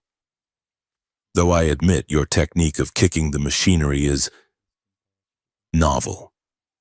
Is that standard Earth protocol?" "It is a highly technical maneuver called the kinetic reset," Elias said, sitting up and wincing. "And it worked. How did you get the fungus to start making air again? Did you threaten it?" "I asked it politely," Lithara said, wiping her cheek. "Biological systems respond to intent. You forced the metal. I persuaded the cells." She walked over to him, offering a hand. Elias took it, pulling himself up. The gravity was low here, making them both feel light, untethered. "We have air," Elias said, checking the panel, "and the seal is holding. But the power cell is cracked. We have maybe 6 hours of heat before we freeze. We need to scavenge parts from the pod to patch the fusion drive." "Then we work," Lithara said. The next 2 hours were a study in contrast. They moved through the abandoned corridors of the outpost, which were really just tunnels bored into the asteroid rock, reinforced with steel ribs. At the end of the main hallway, a blast shield had failed, leaving a wall of transparent aluminum as the only barrier between them and the stars. The view was dizzying. The debris field glittered like diamond dust, and far in the distance, the Aegis station was a toy wheel spinning in the dark. Elias set to work on the fusion drive, a heavy, dangerous beast of a machine. He needed a specific induction coil. "Hand me the Phillips head," he said, pointing to the toolbox without looking. Lithara picked up a hammer. "This one?" she asked. Elias looked back. "No. That is for hitting things, the one with the cross on the tip." Lithara frowned, sifting through the tools with an expression of mild disgust. "Your tools are so separate," she mused, picking up the screwdriver. "In my ships, the tool is grown for the task. It adapts to the hand. This feels like holding a bone. It is ergonomic," Elias defended, taking the screwdriver. "And it doesn't leave slime on my hands." He gestured to the panel she was working on, a secondary bio-relay that needed to be grafted back into the power grid. "Your turn," he said. "Connect the leads." Lithara stepped back. "You must do this part. Elias, the interface requires a manual splice. My bioelectric surge would fry the copper." Elias looked at the writhing, gel-filled cables of the Vailari tech. "Do I just grab it?" he asked. Lithara smirked. "Just grab it. It will not bite." "Much." Elias grimaced and reached in. The cables felt warm and wet, pulsing like veins. When he twisted them together, they squirmed around his fingers, tightening their grip before fusing. Elias shuddered, wiping his hands on his pants. It purred at me. "It likes you," Lithara teased. As they worked, the frantic energy of survival settled into a rhythm. Elias hummed tunelessly as he soldered. Lithera sang softly in her own language, a sound that seemed to make the shadows in the room less deep. They traded insults about their respective technologies, but beneath the banter, there was a seamless cooperation. When Elias couldn't reach a bolt, Lithera was there to hold the panel. When Lithera needed a steady voltage to wake a circuit, Elias rotated the power without being asked. It was domestic. It was terrifyingly easy. By the time the fusion drive hummed to life, flooding the outpost with stable heat and light, they were both exhausted. Elias sat on a crate, rolling his shoulder. He hissed in pain. "You are hurt," Lithera said immediately. She was at his side in a second. "It is nothing," Elias said. "Just a scrape from the launch. Show me. It wasn't a request." Elias unzipped the top of his jumpsuit and peeled it down his left arm. A jagged shard of white metal from the pod's casing was embedded deep in his deltoid muscle. Blood had dried dark and crusty around it. "That is not a scrape," Lithera said softly. Her lights turned a concerned, clinical white. "That is shrapnel. It needs to come out." "I can do it," Elias said, reaching for the med kit. "You will faint," Lithera said, taking the kit from him. "I have seen your physiological response to blood. You turn the color of cottage cheese. Mo, sit still." She knelt beside him. Her hands, usually so cool, radiated a soothing warmth. She produced a pair of tweezers and a numbing spray. "This will hurt," she said. "Go for it." She worked with surgical precision, but as she leaned in, her proximity was overwhelming. Elias could count the silver eyelashes framing her solid eyes. He could feel the hum of her biofield against his skin. He focused on the pain to keep himself grounded.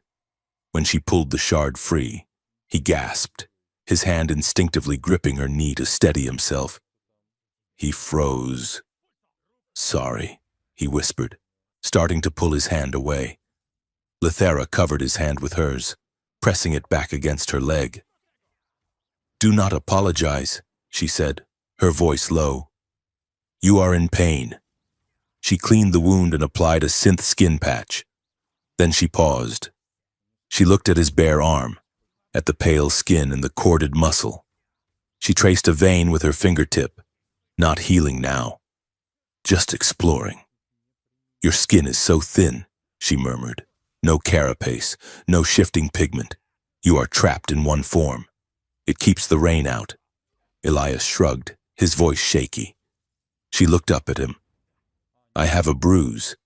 Here." She pointed to her side, just above her hip, where the bodysuit had torn during the crash. A dark, galaxy-like swirl of purple and black marred her luminous skin. "The impact from the console," she said. "It aches. Do you want me to put some analgesic gel on it?" Elias asked. "Yes." Elias took the tube of gel. His heart was hammering against his ribs again. This felt different than her treating his arm. That was first aid. This felt like permission. He hesitated, the tube hovering inches from her skin. "Is this okay?" he asked. "Touching you here? I don't want to trigger a resonance or anything." Lithera looked at him, her eyes searching his face. "My skin is not just a covering. Elias," she explained softly. "It is a sensory organ. It connects directly to my nervous system, and through that, to my psychic center. To touch a Vailari is to speak to them." She took a breath. "That is why I flinch when others touch me. Their hands are loud. They are greedy. They scream mine when they grab my arm." She looked at his hand, hovering, trembling slightly. "Your hands are quiet," she whispered. "You ask before you take. It is soothing." Elias swallowed. He squeezed a dollop of cool blue gel onto his fingers. "Okay," he whispered. "I am going to touch you now." He pressed his fingers to the bruise on her side. Lithera inhaled sharply, her back arching slightly. Her markings flared a brilliant, shocking turquoise. Too hard? Elias panicked, pulling back. No, she breathed. No, keep going. He worked the gel into the bruise. The texture of her skin was unlike anything he had ever felt, smooth as glass, but warm and yielding like flesh. As he rubbed, he felt a strange sensation in his own fingertips, a tingling echo of relief that wasn't his. He looked up. She was watching him, her lips parted. I can feel that, he said wonderingly. I can feel the pain fading. You are sensing the feedback loop, Lithera said. She covered his hand with hers, pressing it flat against her waist. This is why mating is so terrifying for my people. Elias, it is not just friction in biology. It is a merging. The barriers dissolve. If you were to bond with me, you would feel every scar I carry. You would know every time I was afraid, every time I lied. There is no hiding. She looked deep into his eyes. That is why I refused the others. They wanted my body, but they would have hated my mind. They would have tried to silence it. Elias left his hand on her waist. He could feel the steady, powerful thrum of her life force. It was intimidating, yes. She was a being of immense complexity, but as he looked at her, he didn't feel the urge to run. I think, he started, his voice rough. I think that sounds beautiful. Lithera blinked. Beautiful? To be exposed? To have no secrets? To be known? Elias corrected. He moved his hand slightly, his thumb brushing the curve of her rib. I have spent my whole life hiding. Lithera, staying in the corner, not speaking up. The idea of someone seeing all of me, the scared parts, the boring parts, the parts that love fixing broken things and not running away, that is the only thing I have ever really wanted. He looked down at their joined hands. But it terrifies me too. Why? She asked. Because you are a star, Elias said honestly, and I am just the guy who looks at them through a telescope. I am afraid that if I merge with you, I will burn up. Or worse, I will disappoint you. You will see inside me and realize there is nothing there but anxiety and manuals. Lithera reached up and cupped his face. Her fingers were cool against his flushed cheek. Elias, she said firmly, you are not empty. You are the most solid thing I have found in this galaxy. For a moment, in the dim red light of the medbay, the air crackled. They leaned in, the distance closing. Then, a console on the far side of the room beeped. It was a sharp, insistent chirp that broke the spell. Elias pulled back, clearing his throat. Lithera looked at the console, her expression shifting from tenderness to annoyance. The system diagnostic is finished, Elias said, his voice cracking. We should check the logs, see if there is anything useful about this place. Right, Lithera said, smoothing her suit. The logs. They walked to the main terminal. It was a bulky, outdated machine, a hybrid of human steel and Vylari crystal, confirming that this outpost had been a joint venture long before the official alliance.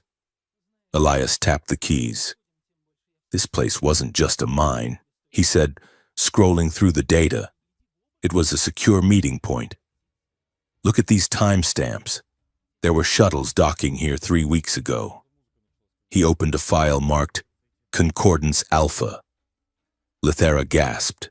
The screen filled with transcripts, audio recordings, holographic schematics.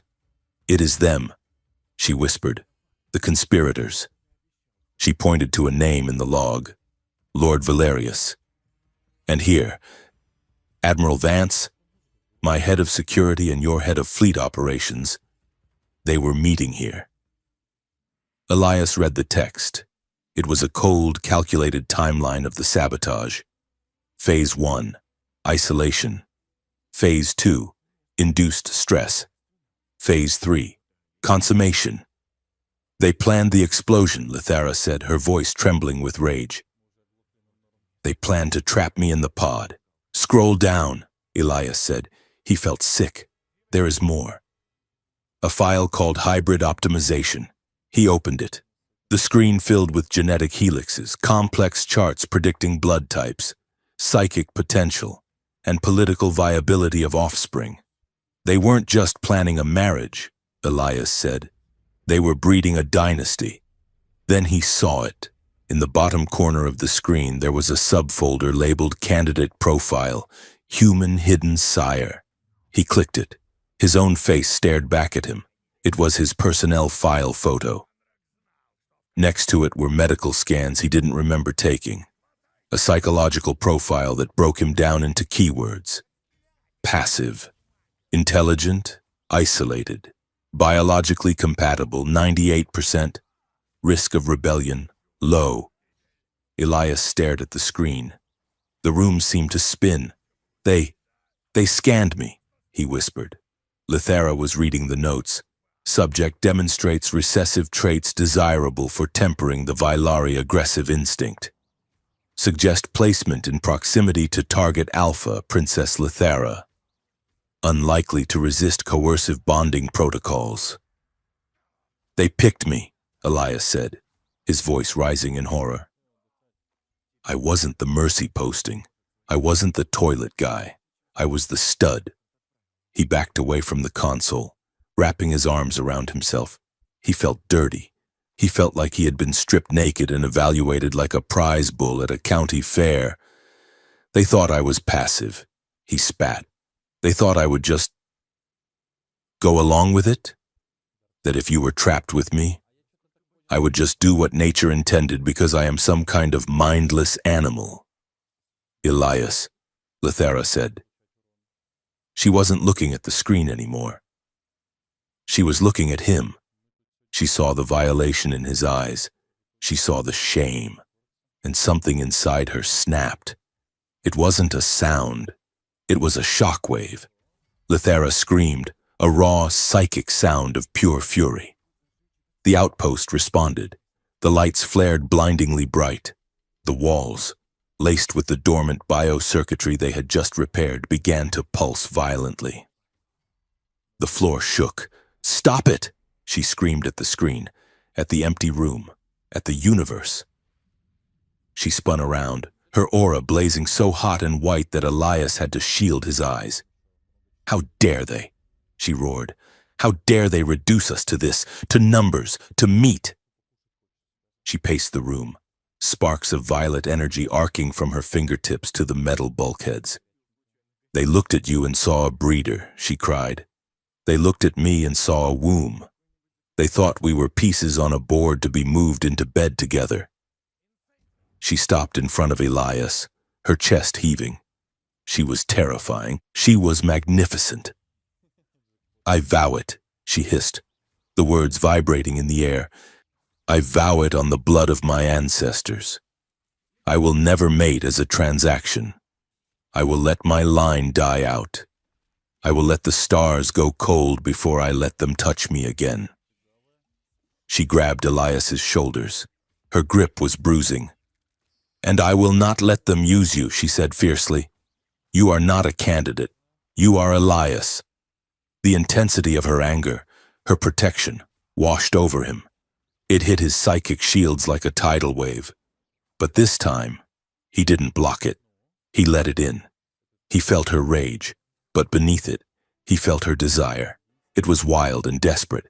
It was a need to reclaim control, to prove that she could choose. She pulled him closer. Choose me, she whispered, her voice breaking. Choose me, Elias. Not because the file says so, but because you want to. She looked up at him, her lips parted, her pupils wide and black. The air between them was electric. The smell of ozone and sweat was intoxicating. Elias looked at her. He wanted her. God. He wanted her more than he had ever wanted anything. He wanted to kiss the anger out of her. He wanted to wrap himself around her glowing body and never let go. He leaned in. Her breath was hot on his face. He could feel the ghost of the merging beginning, the edges of his mind blurring into hers. It would be so easy. It would be the ultimate rebellion. To do exactly what they planned, but to do it for themselves. But then he saw the tear tracking through the blue coolant on her cheek. He saw the desperation. He pulled back. It took every ounce of strength he possessed, but he placed his hands on her waist and gently pushed her away. "No," he whispered. Lithera froze.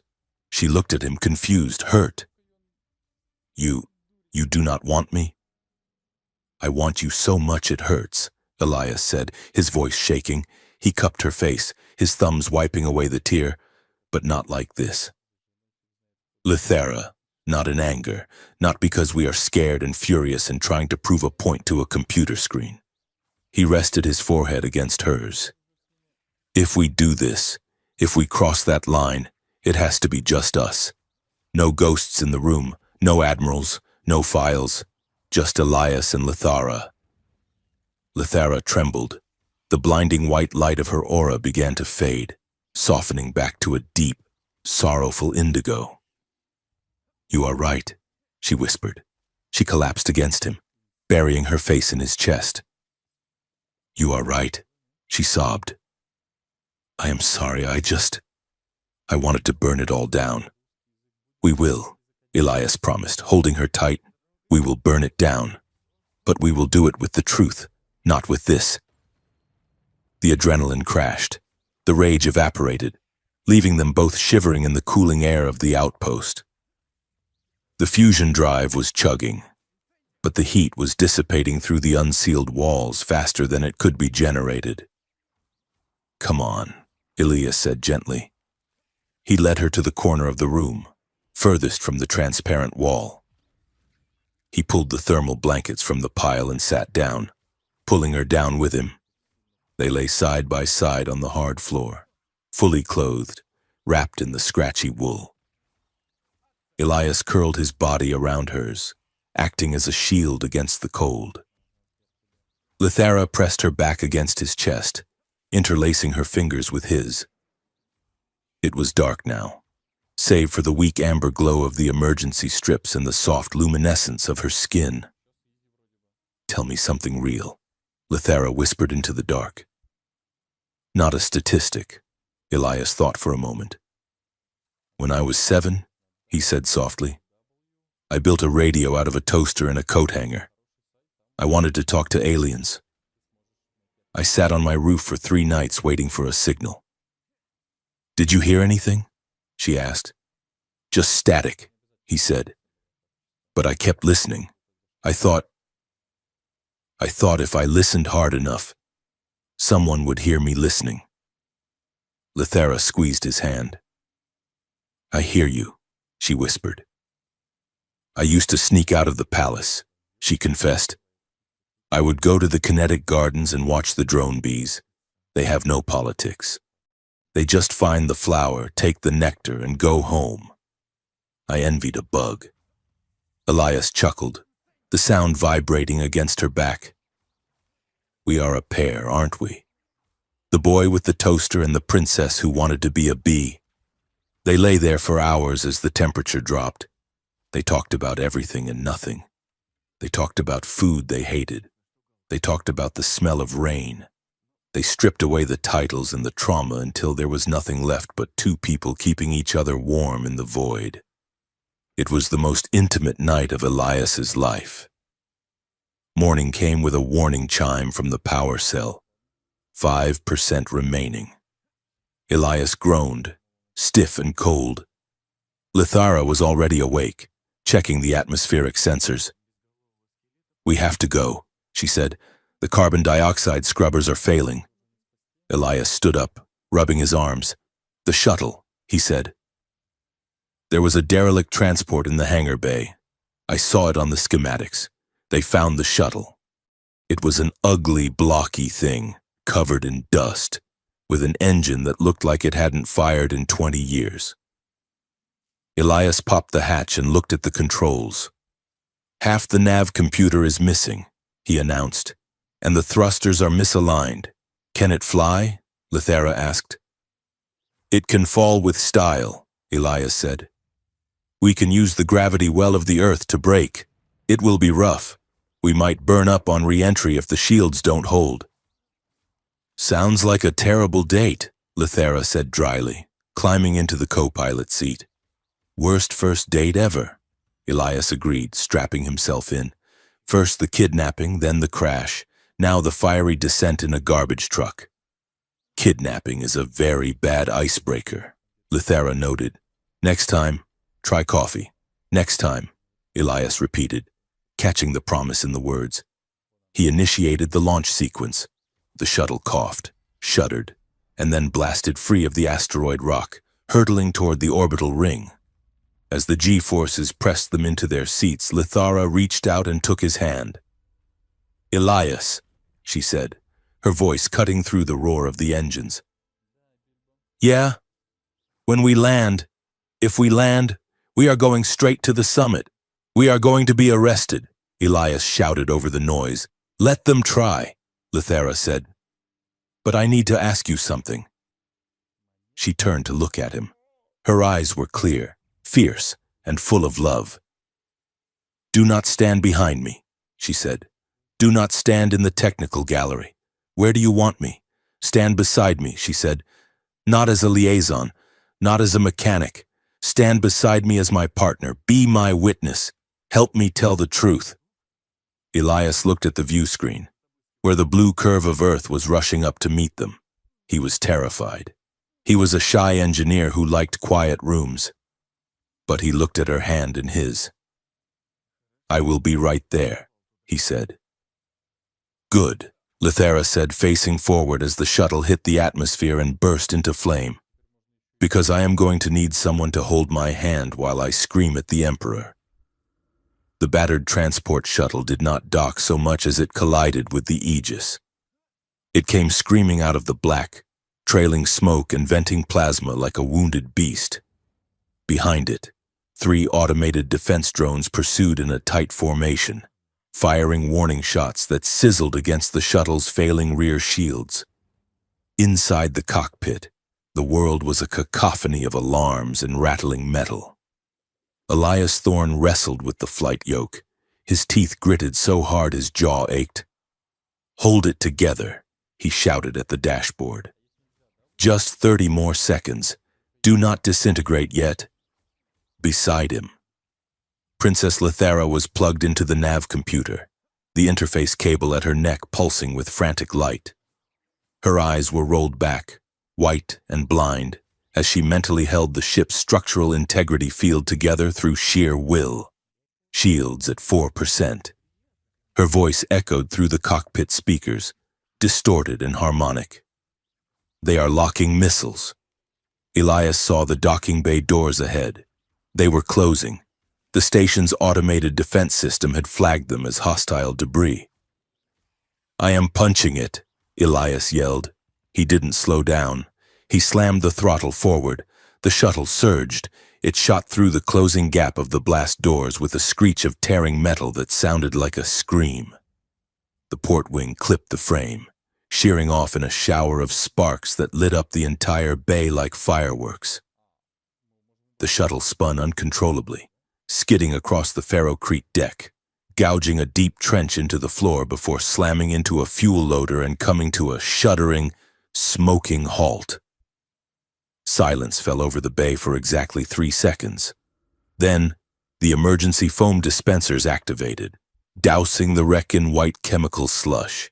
Security teams in black armor swarmed the perimeter, weapons raised.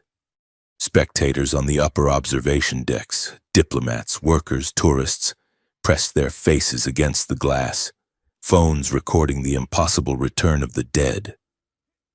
The shuttle's hatch was jammed. A moment later, it was kicked open from the inside. Elias stumbled out first, coughing, covered in soot and white foam. He looked like a man who had gone 10 rounds with a fusion drive and lost. He reached back inside. Lithara emerged. She was bruised, her bodysuit torn, her hair wild with static. But as she stepped onto the deck, her bioluminescence flared a blinding, defiant gold. She took Elias's hand, gripping it tight enough to bruise. "Get on the ground!" a security officer screamed, leveling a pulse rifle. Lithara did not get on the ground. She stood taller, raising her chin. "I am Princess Lithara of the House of Ethelgard," she announced, her voice projecting effortlessly over the sirens.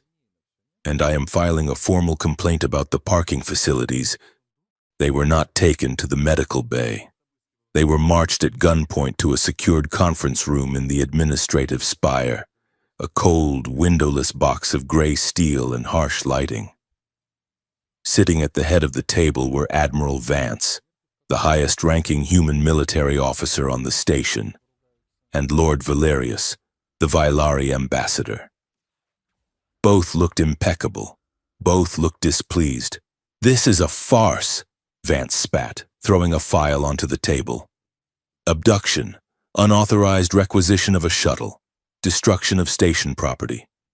And let us not forget the diplomatic nightmare of a systems engineer running off with a treaty entity." "We did not run off," Elias said, standing beside Lithara. His hands were cuffed behind his back, but his voice was steady. "We were sabotaged. We were attacked." "Silence. Engineer," Valerius commanded. His voice was like grinding stones. "You have corrupted the princess. You have taken advantage of her disorientation to engineer a scandal." "A scandal?" Lithara laughed. It was a sharp, dangerous sound. "Is that the narrative you have chosen, Valerius? That I was seduced? That I am a victim of my own biology? It is the only narrative that saves your life." "Highness," Valerius said smoothly. "If we frame this as a momentary lapse in judgment, a romantic folly induced by stress, we can quiet the press. We can proceed with the summit. You will bond with Lord Kalen as planned, and the human." He looked at Elias with disdain. "The human will be transferred to a penal colony for rehabilitation, for his own safety." Elias felt a cold chill go down his spine. They were going to bury the truth under a tabloid headline. They were going to make it a sordid love story to hide a political assassination. "No," Lithara said. Admiral Vance leaned forward. "You do not have a choice, Princess. The summit begins in 2 hours. The delegates are waiting for a ratification, not a conspiracy theory, and I'm not asking for a choice," Lithara said. She took a step forward, the magnetic cuffs on her wrists humming. "I am invoking the right of public witness." Valerius froze. His solid eyes widened. "That is an archaic law," he hissed. "It has not been used in 400 years. It is imperial law," Lithara countered, her voice ringing with authority. "Any member of the royal house accused of a crime against the bloodline has the right to face their accusers in the open assembly. You cannot try me in this room. You must try me on the floor of the summit." Vance looked between them, confused. What is she talking about? She is demanding a public hearing. Valerius snarled, "Live, uncensored, and if you deny me," Lithara said, her markings glowing a deep, threatening violet, "I will sever my connection to the bioship Etheria. I will order it to depart. The trade deal dies today." Valerius stared at her. He knew she meant it.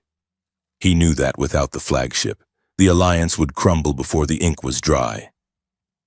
"Fine," Valerius spat. "You want the floor. You shall have it. But be warned, Lithara, if you speak against the council, you will be stripped of your title. You will be exiled, and this human will be executed for treason." "I understand the stakes," Lithara said coolly. "Do you?" They were moved to a holding cell adjacent to the grand chamber to wait for the assembly to convene. The guards, perhaps out of cruelty or perhaps following standard protocol for high-risk detainees. Set the room's artificial gravity to 0.5, half the standard weight. It gave the room a dreamlike, underwater quality. Dust motes floated lazily in the air. Elias pushed off the wall and drifted toward the center of the room. He felt lightheaded, and not just from the lack of gravity. The adrenaline of the crash was fading, leaving behind a terrifying clarity. "They are going to kill us," Elias said quietly. "If we mess this up, they are going to execute me." Lithera floated toward him. In the low gravity, her movements were even more graceful than usual. She rotated slowly, her feet hovering inches from the floor, until she was facing him. "They will not kill you," she said fiercely. "I will not let them." Elias looked at her. She was still wearing the torn bodysuit, covered in dust and dried blue blood, but she looked radiant. "You might not have a choice. Lithera." "You heard Valerius. If we lose." "Then we do not lose," she interrupted. She reached out, her fingers brushing his. In the low gravity, the contact sent them both drifting slightly closer. "Are you afraid?" she asked, terrified. Elias admitted. "I am a mechanic, Lithera. I fix things that have manuals. I don't know how to fix a galaxy."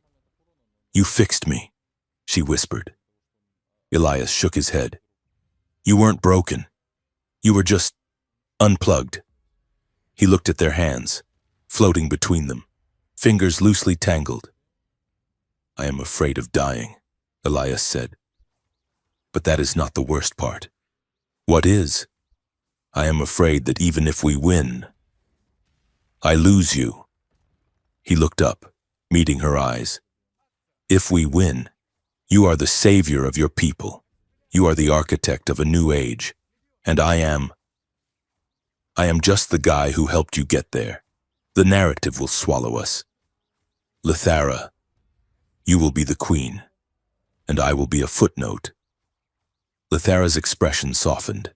She pulled on his hand, drawing him closer until their chests were almost touching. They hovered there, suspended in the quiet air. "Do you think I risked my life on a frozen rock for a footnote?" she asked softly. She raised her hand to his face, her thumb tracing his jawline. "I have spent my life being told what I am. A princess, a prize, a weapon. Everyone who looks at me sees a reflection of their own ambition." She leaned in, her voice dropping to a husky whisper. "But when you look at me, Elias, you see the woman who hates the spotlight. You see the person who is lonely. You see me." She closed her eyes for a second, shuddering. "Do you know how rare that is? To be seen and not consumed. To be wanted, but not taken." Elias's breath hitched. He felt the heat radiating from her skin. He felt the pull of her gravity, stronger than the station's generators. "I have been fighting it," he confessed, his voice rough.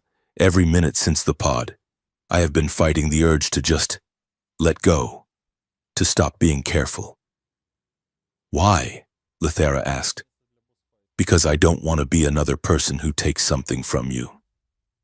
Lithera opened her eyes. They were shining with tears. "You are not taking," she whispered. "I am giving." She opened her mind. It wasn't like the asteroid, it wasn't a blast of anger. It was a warm, golden tide of invitation. Elias felt her walls come down, not because they were breached, but because she was opening the gate. He felt her fear, yes, but deeper than that, he felt a hunger that matched his own, a desperate, aching need to be held, to be owned not by a treaty but by love.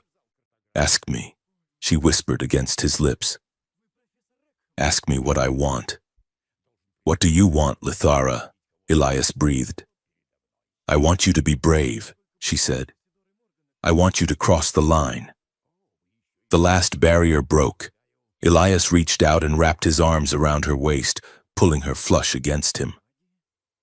In the low gravity, they didn't fall. They spun slowly in the air, locked together. He kissed her. It wasn't a tentative, shy kiss. It was a collision. It was 3 days of terror and adrenaline and longing pouring out all at once. Her lips were soft, but her response was fierce. She kissed him back with a desperate intensity, her hands tangling in his messy hair, her body pressing into his as if she'd trying to merge with him right there in the cell. Elias felt the psychic resonance flood him, a kaleidoscope of color and sensation. He felt her taste on his tongue, but he also felt her joy in his mind, a bright singing note that drowned out the fear. For a long moment, there was no station, no conspiracy, no executioners. There was only the two of them, floating in the dark, breathing each other's air. When they finally broke apart, they were both breathless, foreheads resting together. "Wow," Elias whispered. "Yes," Lithara agreed, her voice trembling. "Wow." She pulled back slightly, looking at him with a fierce determination. "If we die today," she said, "let the record show that I chose that." Elias grinned, a crooked, terrified, happy smile. "Noted," he said. "Now let us go tell the galaxy." The doors to the grand chamber opened. The noise was a physical wall, a roar of thousands of voices, the hum of hovercams, the static of 1,000,000 data streams broadcasting live to 12 systems. The chamber was a vast amphitheater. In the center, a raised dais of obsidian waited. Above it, the Council of 12 sat in floating pods, looking down like gods. Admiral Vance and Lord Valerius stood on one side of the dais, looking smug. Lithara and Elias walked in. They did not walk like prisoners. Lithara moved with the fluid, dangerous grace of a predator. Elias walked beside her, not behind her. He wore his torn, dirty uniform like it was formal wear, and he was holding her hand. A gasp went through the assembly when it rippled outward, a shockwave of scandal, a human touching the princess. It was unheard of. It was obscene. It was perfect. They ascended the dais. Princess Lithara, the High Counselor, a Vailari elder with skin like parchment, announced, "You stand accused of dereliction of duty and moral corruption. How do you plead?" "I plead truth," Lithara said, her voice amplified by the room's acoustics. She let go of Elias's hand and stepped forward. She did not look at the council. She looked at the camera drones hovering above. "You have been told that I was lost," she said. "You have been told that I was seduced. You have been told that the stability of this alliance depends on my body being signed over to a military house." She raised her hand. "Computer, override pattern Gamma 9. Authorization, Lithara Prime. Display the logs from Outpost 4. The giant holographic screens that circled the room flickered. Valerius stepped forward. "Objection. This data is unverified." "Denied," Lithara shouted, her voice cracking with power. The screens changed. They did not show star charts. They showed the breeding programs. A collective murmur of horror rose from the human delegation.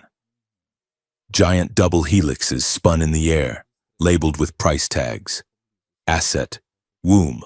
Asset, viable sperm. Estimated value of hybrid offspring, 4 trillion credits. "This is what your leaders have been negotiating," Lithara cried, pointing at the data. "Not trade, not peace. Farming." She pointed at the screen where Elias's face appeared next to hers in the genetic projection. "They scanned us without consent. They tracked our cycles. They sabotaged a diplomatic station to trap 2 people in a box and waited for biology to do their dirty work. They treated a princess and an engineer like livestock to be bred for a better bloodline. Elias stepped forward. He pulled his datapad from his pocket. "And here is how they did it," he said. He tapped the screen, sending a stream of technical data to the main display. "This is the code that caused the gravity failure," Elias explained, his voice calm, methodical. The voice of a man who knew his facts. "It is signed with the encryption key of Admiral Vance's office." Vance turned pale. "And this," Elias continued, highlighting a video file, "is the drone telemetry that attacked our escape pod. The drone was launched from Lord Valerius's private yacht." He looked at the council.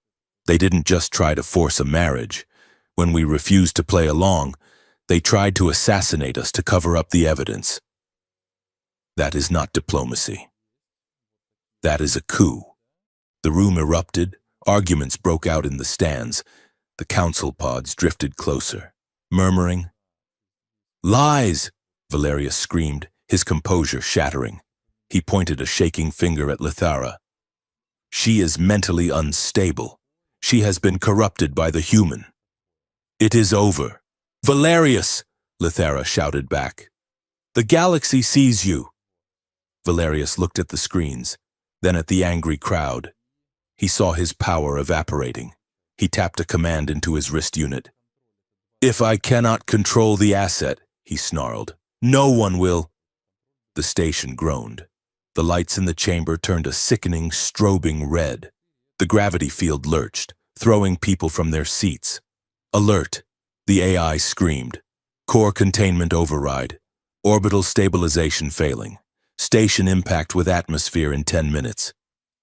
"He is scuttling the station," Elias yelled, grabbing the edge of the dais to keep from falling as the floor tilted.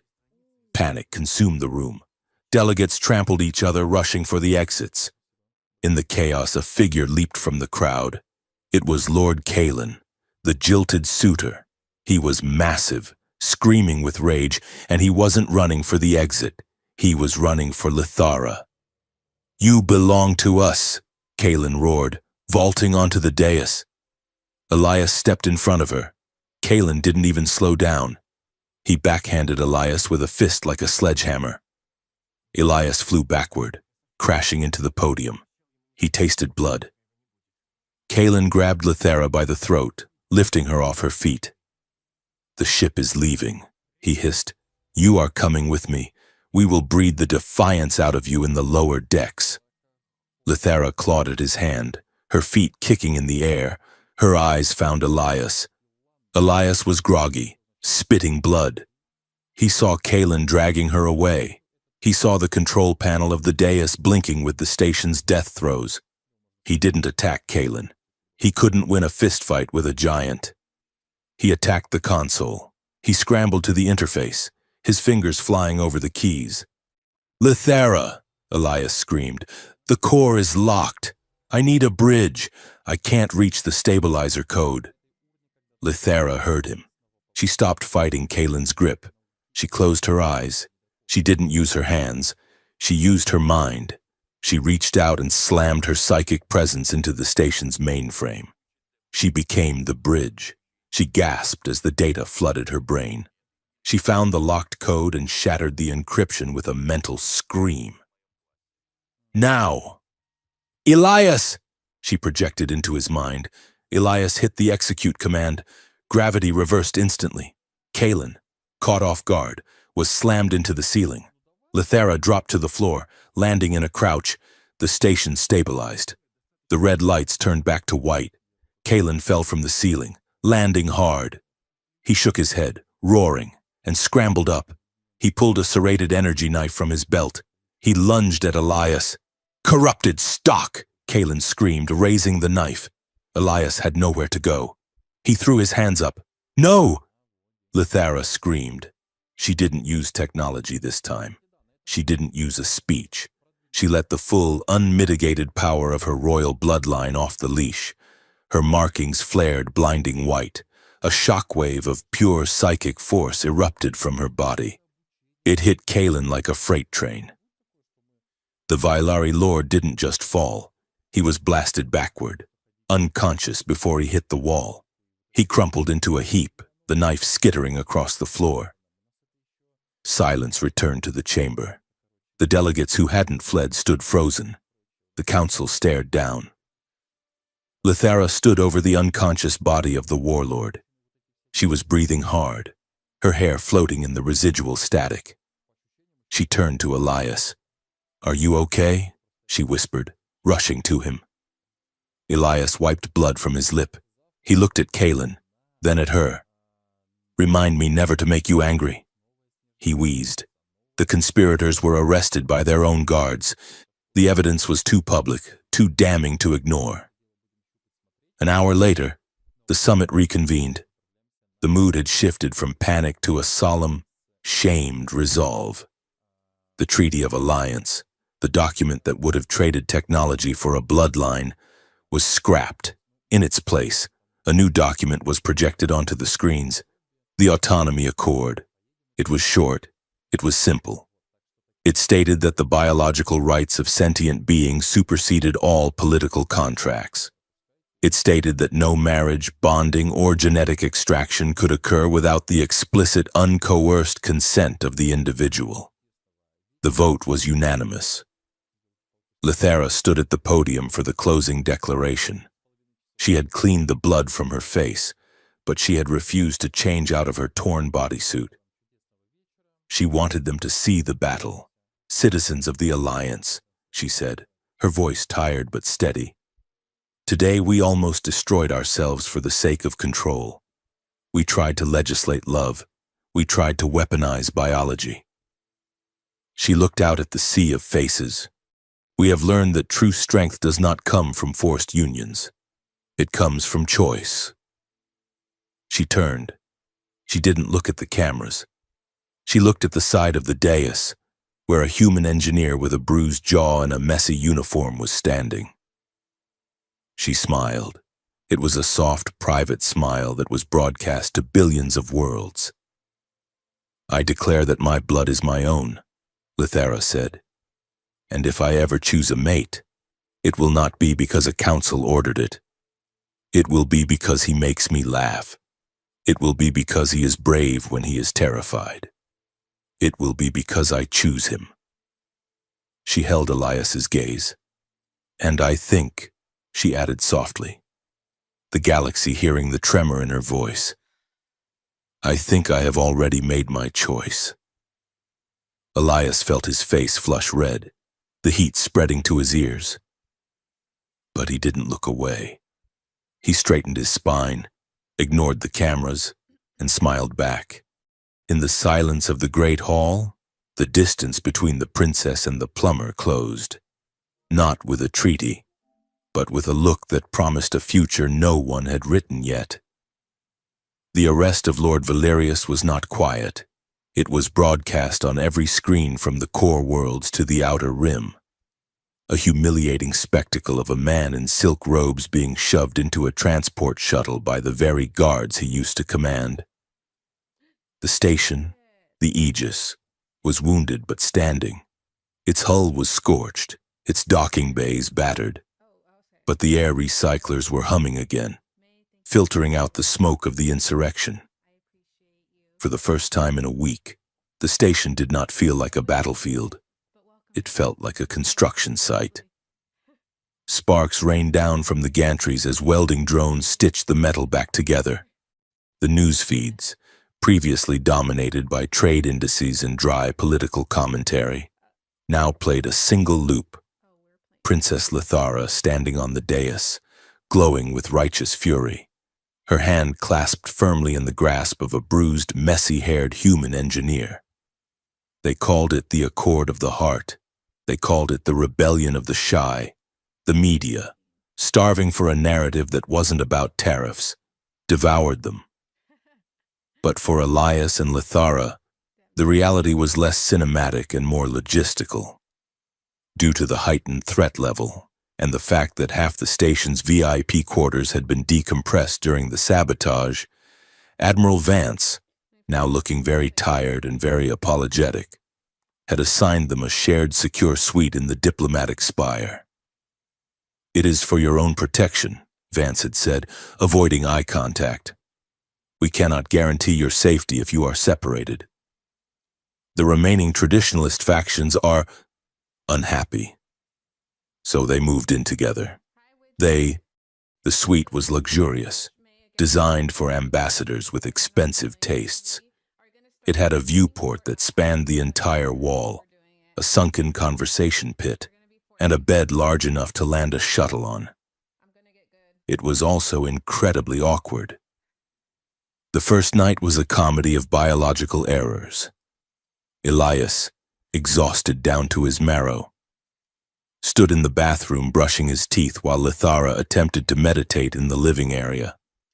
Elias walked out, wearing a pair of flannel pajama pants he had salvaged from his old locker, and froze. The room was bathed in a pulsating, rhythmic blue light. It was beautiful. It was also bright enough to read by. Elias said, shielding his eyes. Lithara opened one eye. The light dimmed slightly, turning a sheepish lavender. "Is it too bright?" she asked. "It is a little daylight adjacent," Elias admitted, rubbing the back of his neck. "I usually sleep in total darkness. Maybe a nightlight if I watched a scary movie. But you are a lighthouse." "Lithara, I am sorry," she said, standing up. Her glow shifted to a duller, dusky indigo. "My biorhythms are still elevated from the adrenaline. It is hard to dim when I am feeling safe." Elias stopped. The annoyance evaporated, replaced by a warmth that had nothing to do with the temperature. "You feel safe?" he asked. Lithara looked at him. She was wearing a simple silk robe, her feet bare on the carpet. "Yes," she said simply. "With you?" Elias sighed, a small smile tugging at the corner of his mouth. He walked over to the bag of supplies the quartermaster had delivered. He pulled out a black sleep mask. "Well," he said, pulling the elastic strap over his head. "Compromise. You glow as much as you want. I will just pretend I am in a sensory deprivation tank." He fumbled his way toward the bed, arms outstretched like a zombie. "I am going to hit my shin on the coffee table," he announced. "I can feel it." "I will guide you," Lithara said, amusement coloring her voice. Turn 3 degrees to port.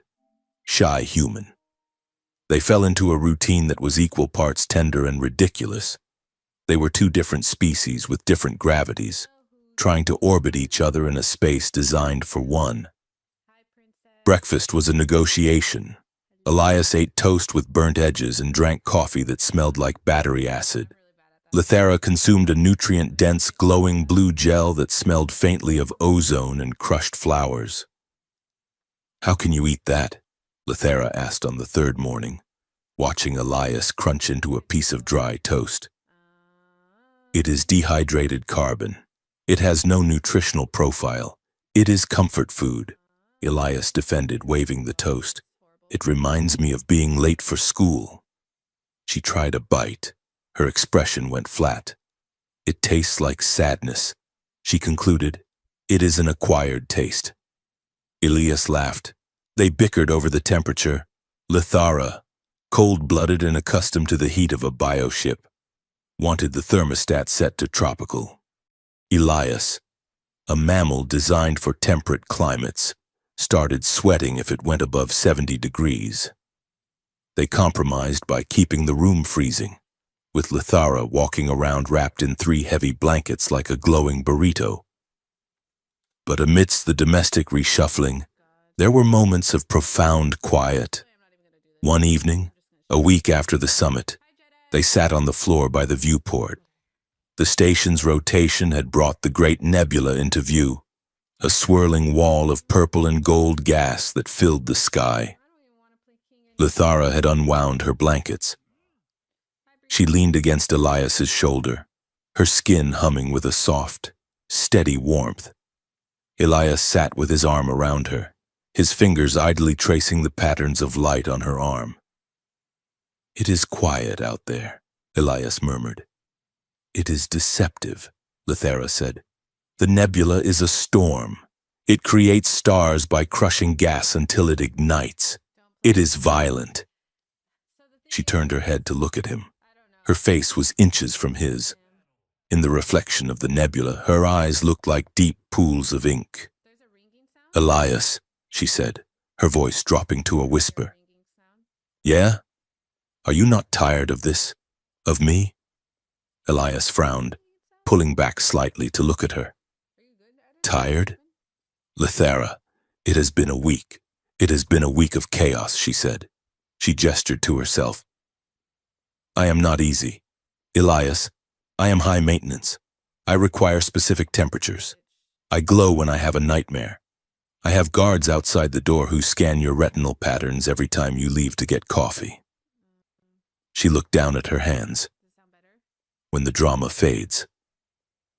When we are not running from drones or fighting warlords. You might realize that I am too much. I am overwhelming.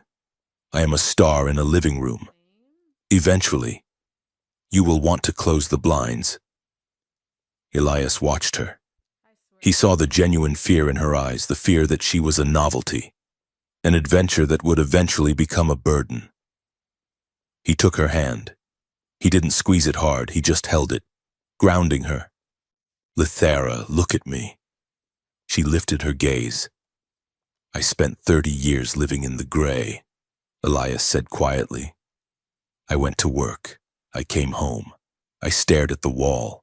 I was safe, and I was bored, and I was lonely. He moved his hand to her cheek, his thumb brushing the luminous mark under her eye. Overwhelming is exactly how I want to feel, he said. I want to wake up and squint because you are happy. I want to argue about the thermostat. I want the guards and the politics and the mess. Why? She whispered. Because it means I am alive, he said. For the first time, I am actually awake. He leaned his forehead against hers. I am scared too. You know, I am scared that I am too boring for you. That you will miss the bioships and the telepathic debates and get sick of a guy who likes burnt toast. Lithera laughed, a soft, vibrating sound. You are not boring. Elias, you are the anchor. You keep me from drifting away. They sat there for a long time, the nebula churning silently outside, two people holding on to each other in the dark. We need to talk about the bond, Lithera said the next day. They were sitting at the small dining table. Elias had his data pad out, reviewing repair schedules for the station. Lithera was braiding a strand of bioluminescent fiber into a bracelet. The bond? Elias asked, looking up. You mean the marriage thing? It is more than marriage, she corrected. The resonant union. It is what the council wanted me to do with Kaylin. She set the bracelet down. In my culture, when we choose a mate, we do not just sign a paper.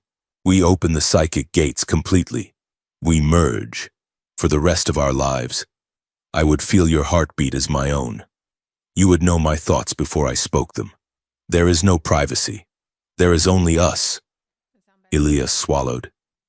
That sounds intense. It is permanent, Lithera said. It changes the neurochemistry of the brain. It is beautiful. Yes, but it is also a surrender of the self. She looked at him seriously. I do not want to do it. Not yet. Elias let out a breath he didn't know he was holding. Oh, thank God, he said. Lithera smiled, looking relieved.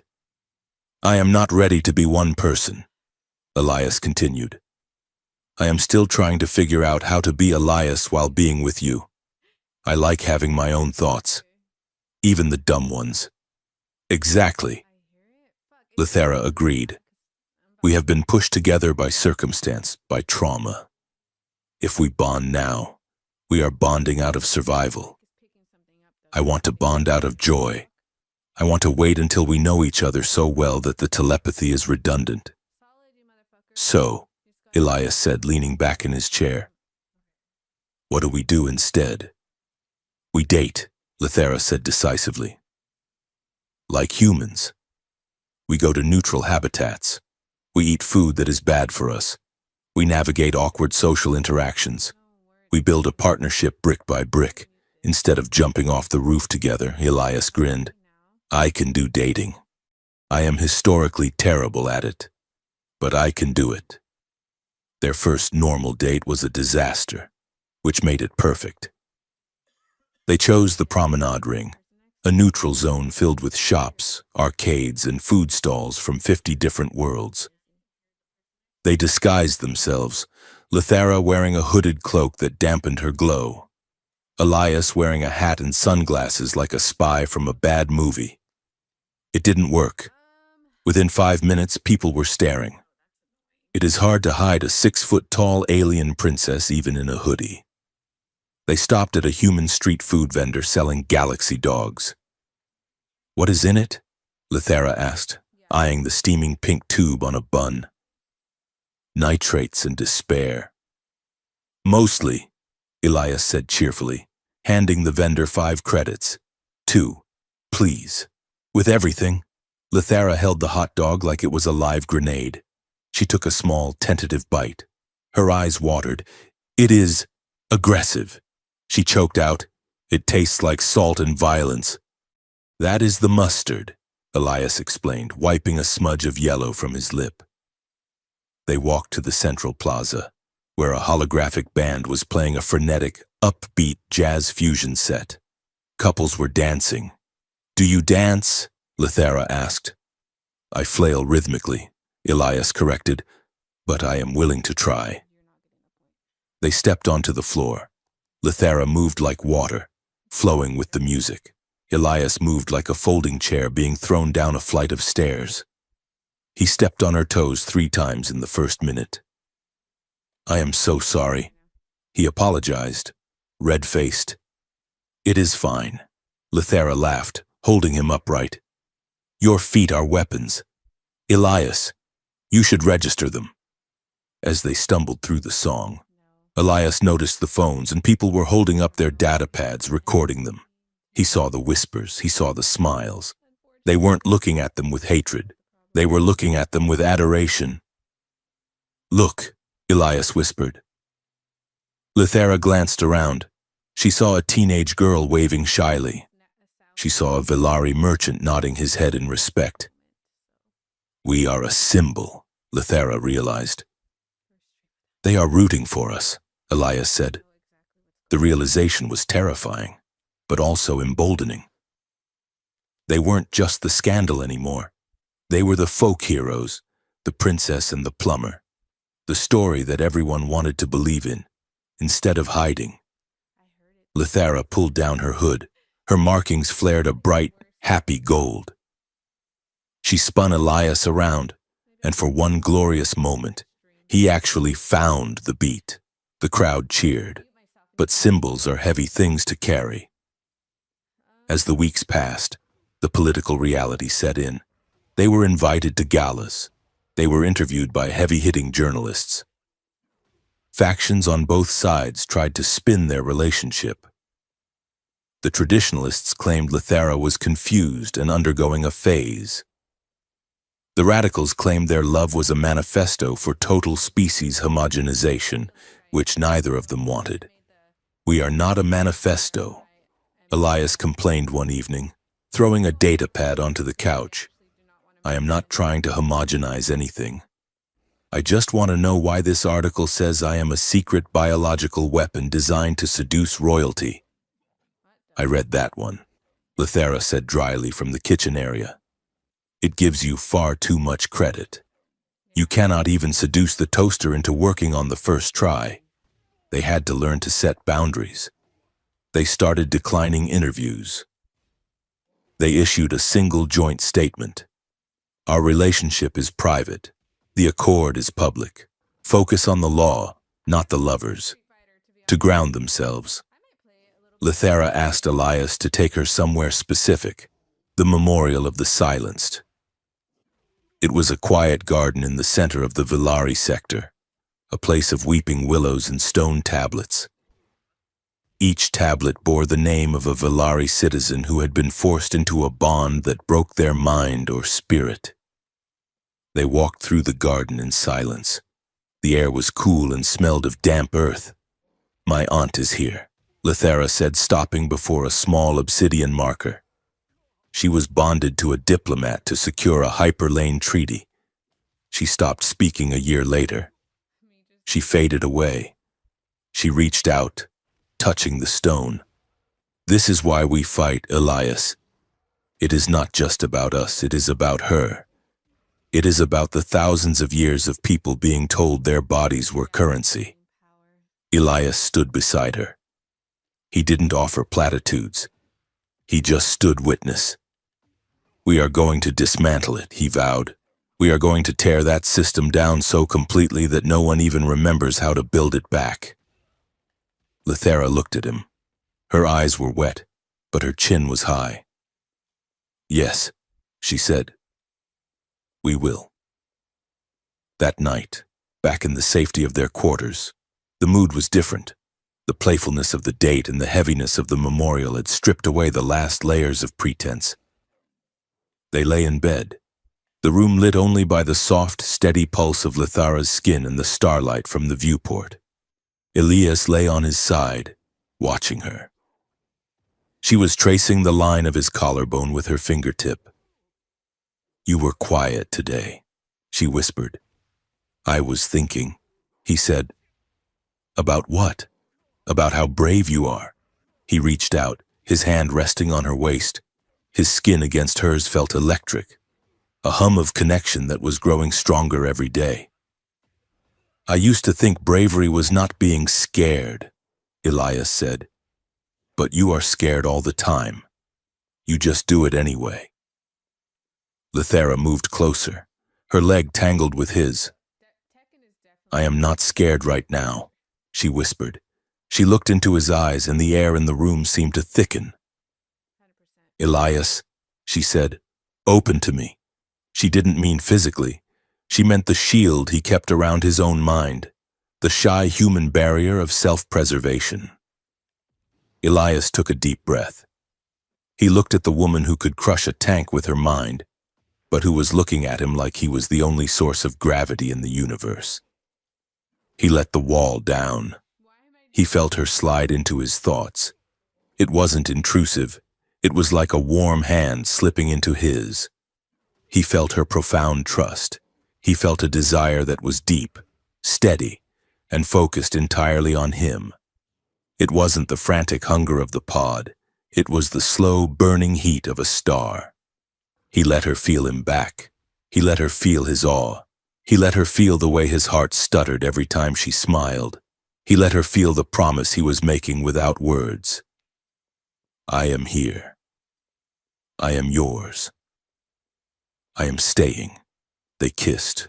It was slow, deep, and devastatingly tender. It was a conversation without syntax. It was a reclaiming of the self by giving it freely to another. There were no political implications in that bed. There were just two people who had been lonely for a very long time, finally coming home. 2 years later. The shuttle touched down on the landing pad of the new Joint Academy on Calum Prime. It was not a battered transport.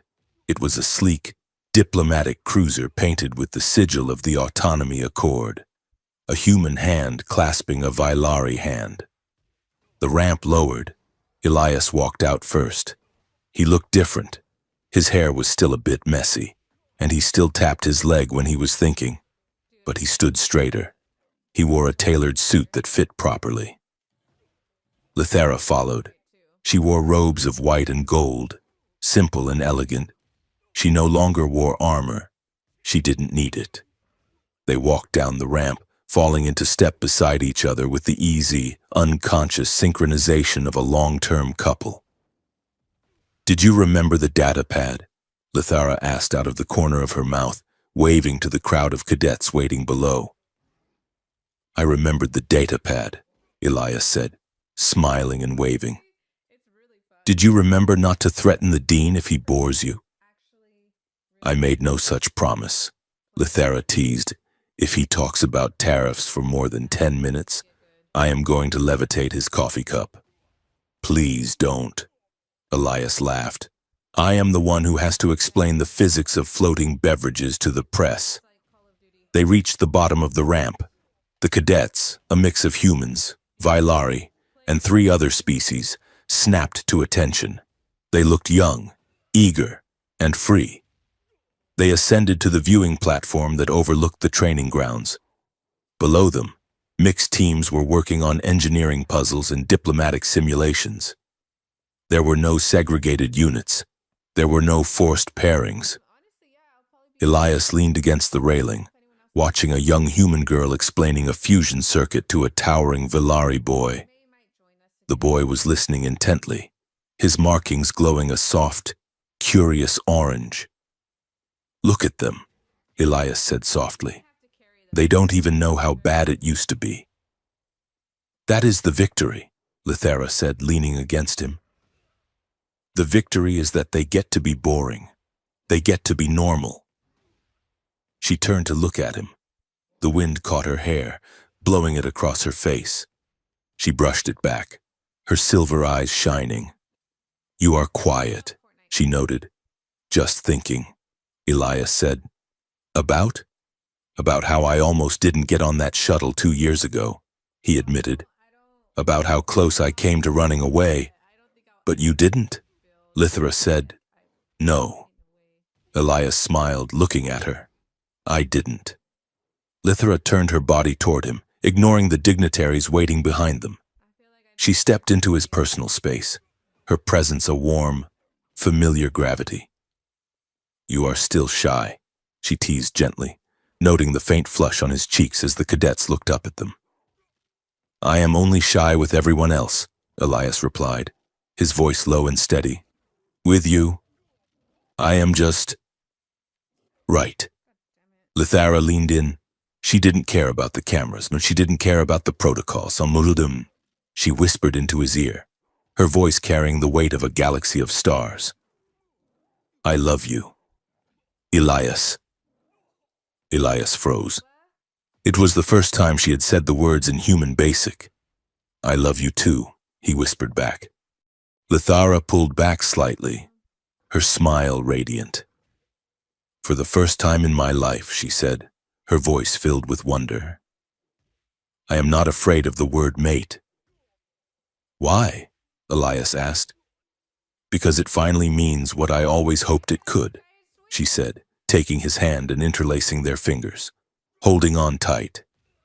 It doesn't mean ownership. It means chosen. It means mutual. It means imperfect, fiercely defended love. She looked out at the horizon, then back at him. Are you ready, partner? Elias squeezed her hand. Ready when you are, princess. Together. They turned and walked toward the future they had built, step by step, hand in hand, leaving the long, dark night far behind them.